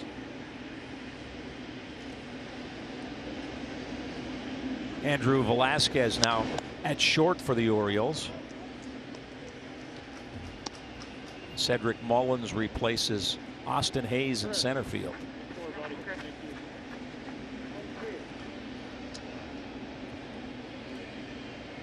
Smith, Mullins, and Stewart in the Oriole outfield now.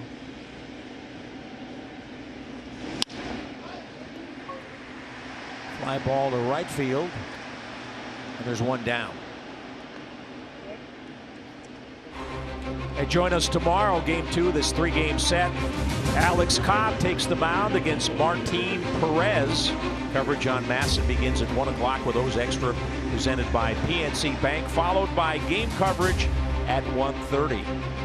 Orioles hope that one goes a little better than this one has, with the Red Sox pounding out 15 hits and 13 runs. P.J. Stewart getting a little workout out in right field. That's 2 down.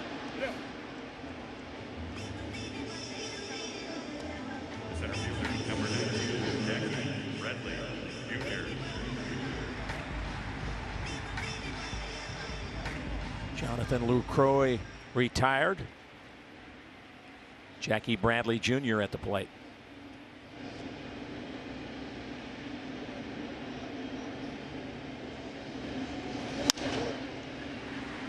Bradley jumps on the first pitch and fouls it back.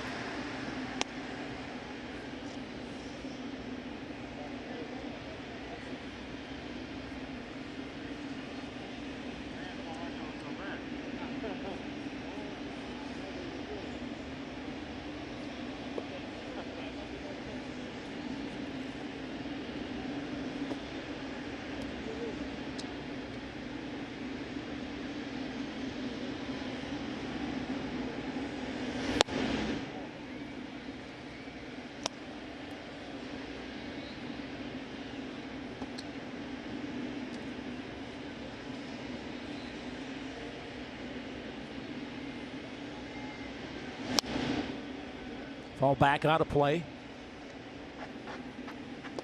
Well, Hess has looked different these last 2 innings. It's more of attack, getting ahead. That's why he's having some good results, as opposed to the first inning where he seemed like he was behind almost of every hitter. That's been the message from day one at spring training in Sarasota, is go after hitters, right? Attack. That's right. Not 2 walks and then a 3-run homer. They're going to beat you sometimes, but get after them. You ever go back and look at the numbers when the counts are ahead versus even the 2-1 count versus crazy, the isn't it? 1-2 count? It's an amazing difference in batting average, you know, and it's a lot easier said than done. But that's got to be the approach. Doug Broquel has been big way back in spring training in February and March, talking about we need to attack more, we need to get ahead more. It's a little flare out into center field, but Bradley's got a base hit, his 3rd of the game.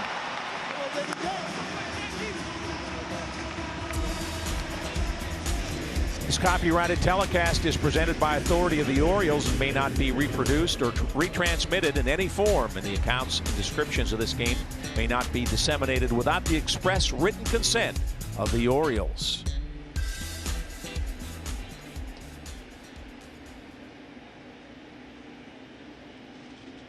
So Bradley has reached all 4 times tonight. And there's another looper into center field. Another base hit for the Red Sox.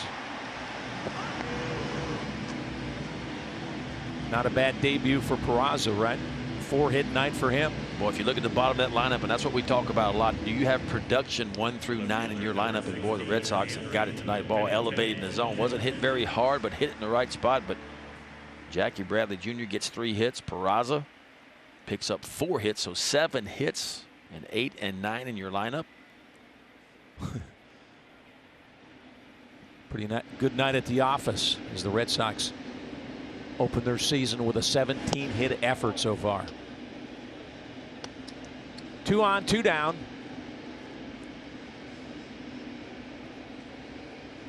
David Hess has had himself a night, 62 pitches already. Just trying to finish it off here. Well, he was one of the pitchers that was built up in spring training, right? Extended a little bit. And that's kind of going to be his role this year. Probably won't be a starter, but he'll be a guy that can give you some innings. Obviously been a starter most of his career.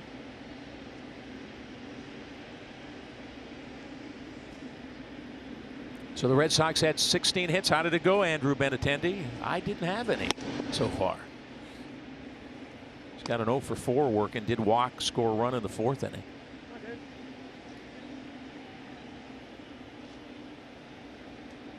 That's behind on him, 3-0.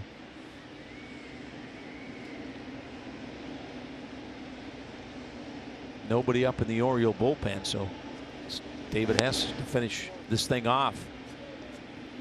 A 4-pitch walk to Benintendi.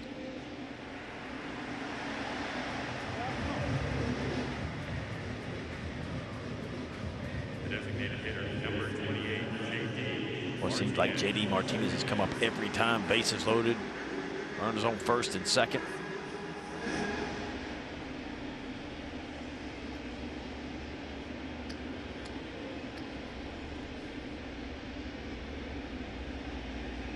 Marlins beat the Phils tonight in Philadelphia 5-2. Cleveland shut out Kansas City 2-0.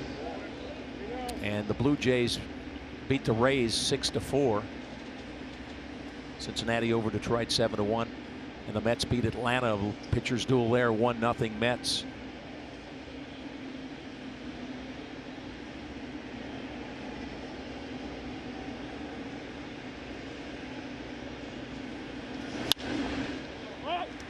Popped up.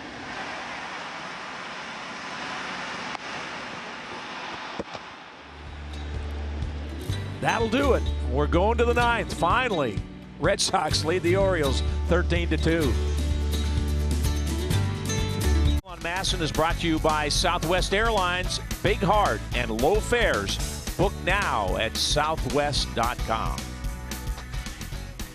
Well, it has been a long night. There's Fenway Park. Everybody's got their masks on, right? And then there's some of the fans on hand tonight. How much do they have to pay, Ben, to be there? $200. Okay. I'll go half with you. Yeah, the good news is, yeah, if you get hit by the ball, then you get the ball. Been a long night for the Birds. Red Sox have pounded out 17 hits, scored 13 runs. Orioles 2 runs, 6 hits, no errors. Renato Nunez to start off the Oriole ninth. Phillips Valdez back for his second inning with the Red Sox.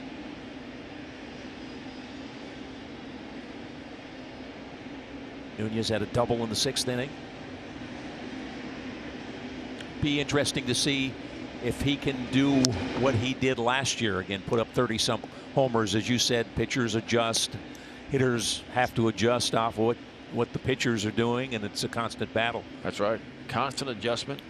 You get big league at bats for the first time. The book kind of gets out on you. But Renato Nunez kind of went through that struggle. You know, he started off really good, and then he hit that slump in there where he struggled for a couple of weeks to get some base hits, but then really got it going again towards the end of the season.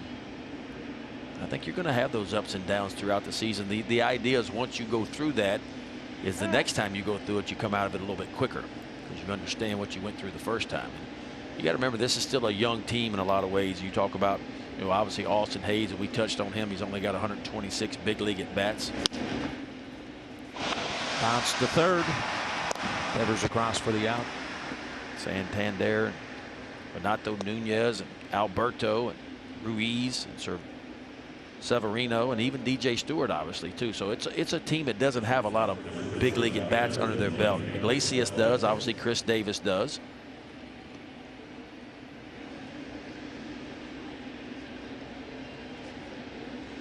This is Andrew Velazquez, switch hitter.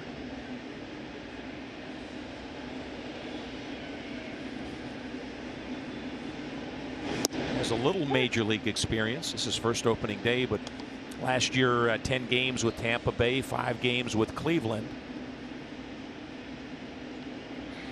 Yeah, he's a utility player, can play the infield, can get out in the outfield because he can really run.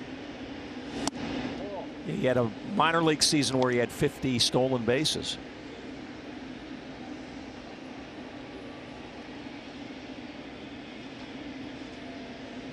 .28 games and 33 major league at bats last year. Switch hitter takes a strike. Phillips Valdez trying to finish off with Nathan Eovaldi started. Eovaldi was superb. 6 innings, only gave up 1 run through 87 pitches.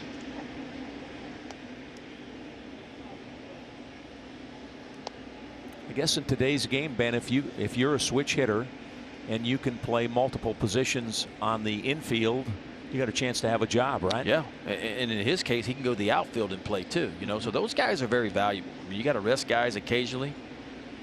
Stevie Wilkerson was one of those guys for the Orioles the last couple of years, right? He could stick in the infield, which was his natural position at second base. We also saw him make some adjustments to center field last year. And the routes weren't always great, but he got better as he went forward.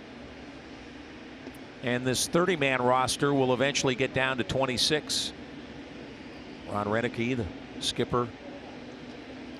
Yeah, the way this roster is set up, it's 30. And then after 2 weeks, it goes to 28, and then eventually to the 26-man roster, which is going to be new for this year. And you understand why, right? Early, you want to carry some extra pitchers because you don't know how built up your pitchers are. There's a ball just right down the middle of the plate. And then there's no September change this year.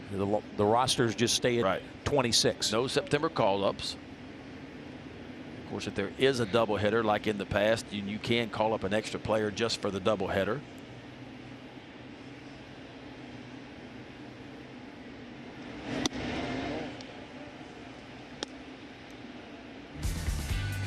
Stay tuned for O's Extra, presented by WB Mason, coming up directly after the game. WB Mason, the official office supplies company of the Orioles, is your one source for all your workplace needs, including incredible selection, everyday low prices, and free delivery. Who but WB Mason? Orioles down to their final out.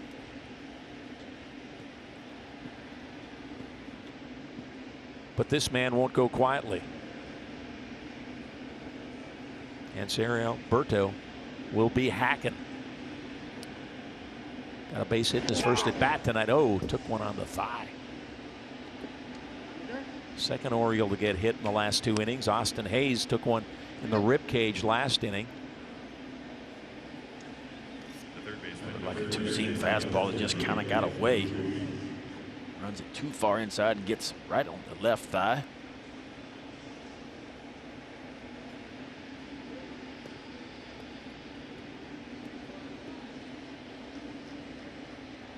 Here's Rio Ruiz, hit one into the seats his last time up. 15 runs on the board, but only 1 home run in the game.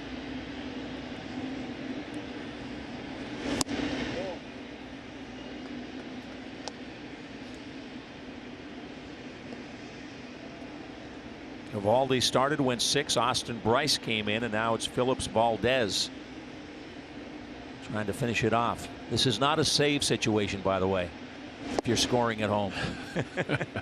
No, it's not.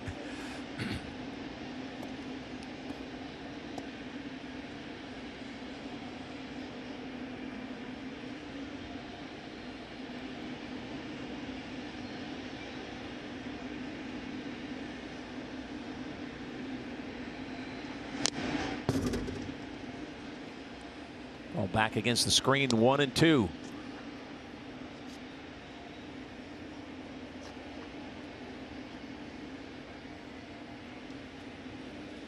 Alex Cobb on the mound for the Orioles tomorrow afternoon. Yeah, Martin Perez, the left-hander for the Red Sox. Looking forward to seeing Cobb back on the mound.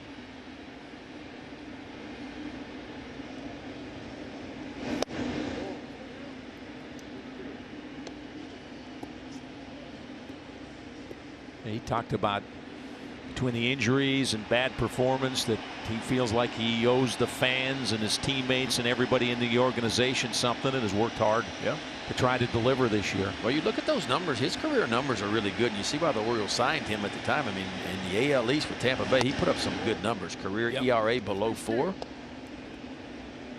Guy that knows how to pitch in the American League East. Had a rough first year. So Rio has worked the count full. Alberto down on first base with 2 down here in the bottom, or top of the 9th. Crowd roaring, and he gets him. So Rio Ruiz down swinging, and the Red Sox open their season with a 13-2 win over the Orioles. We'll be back with more right here on Masson.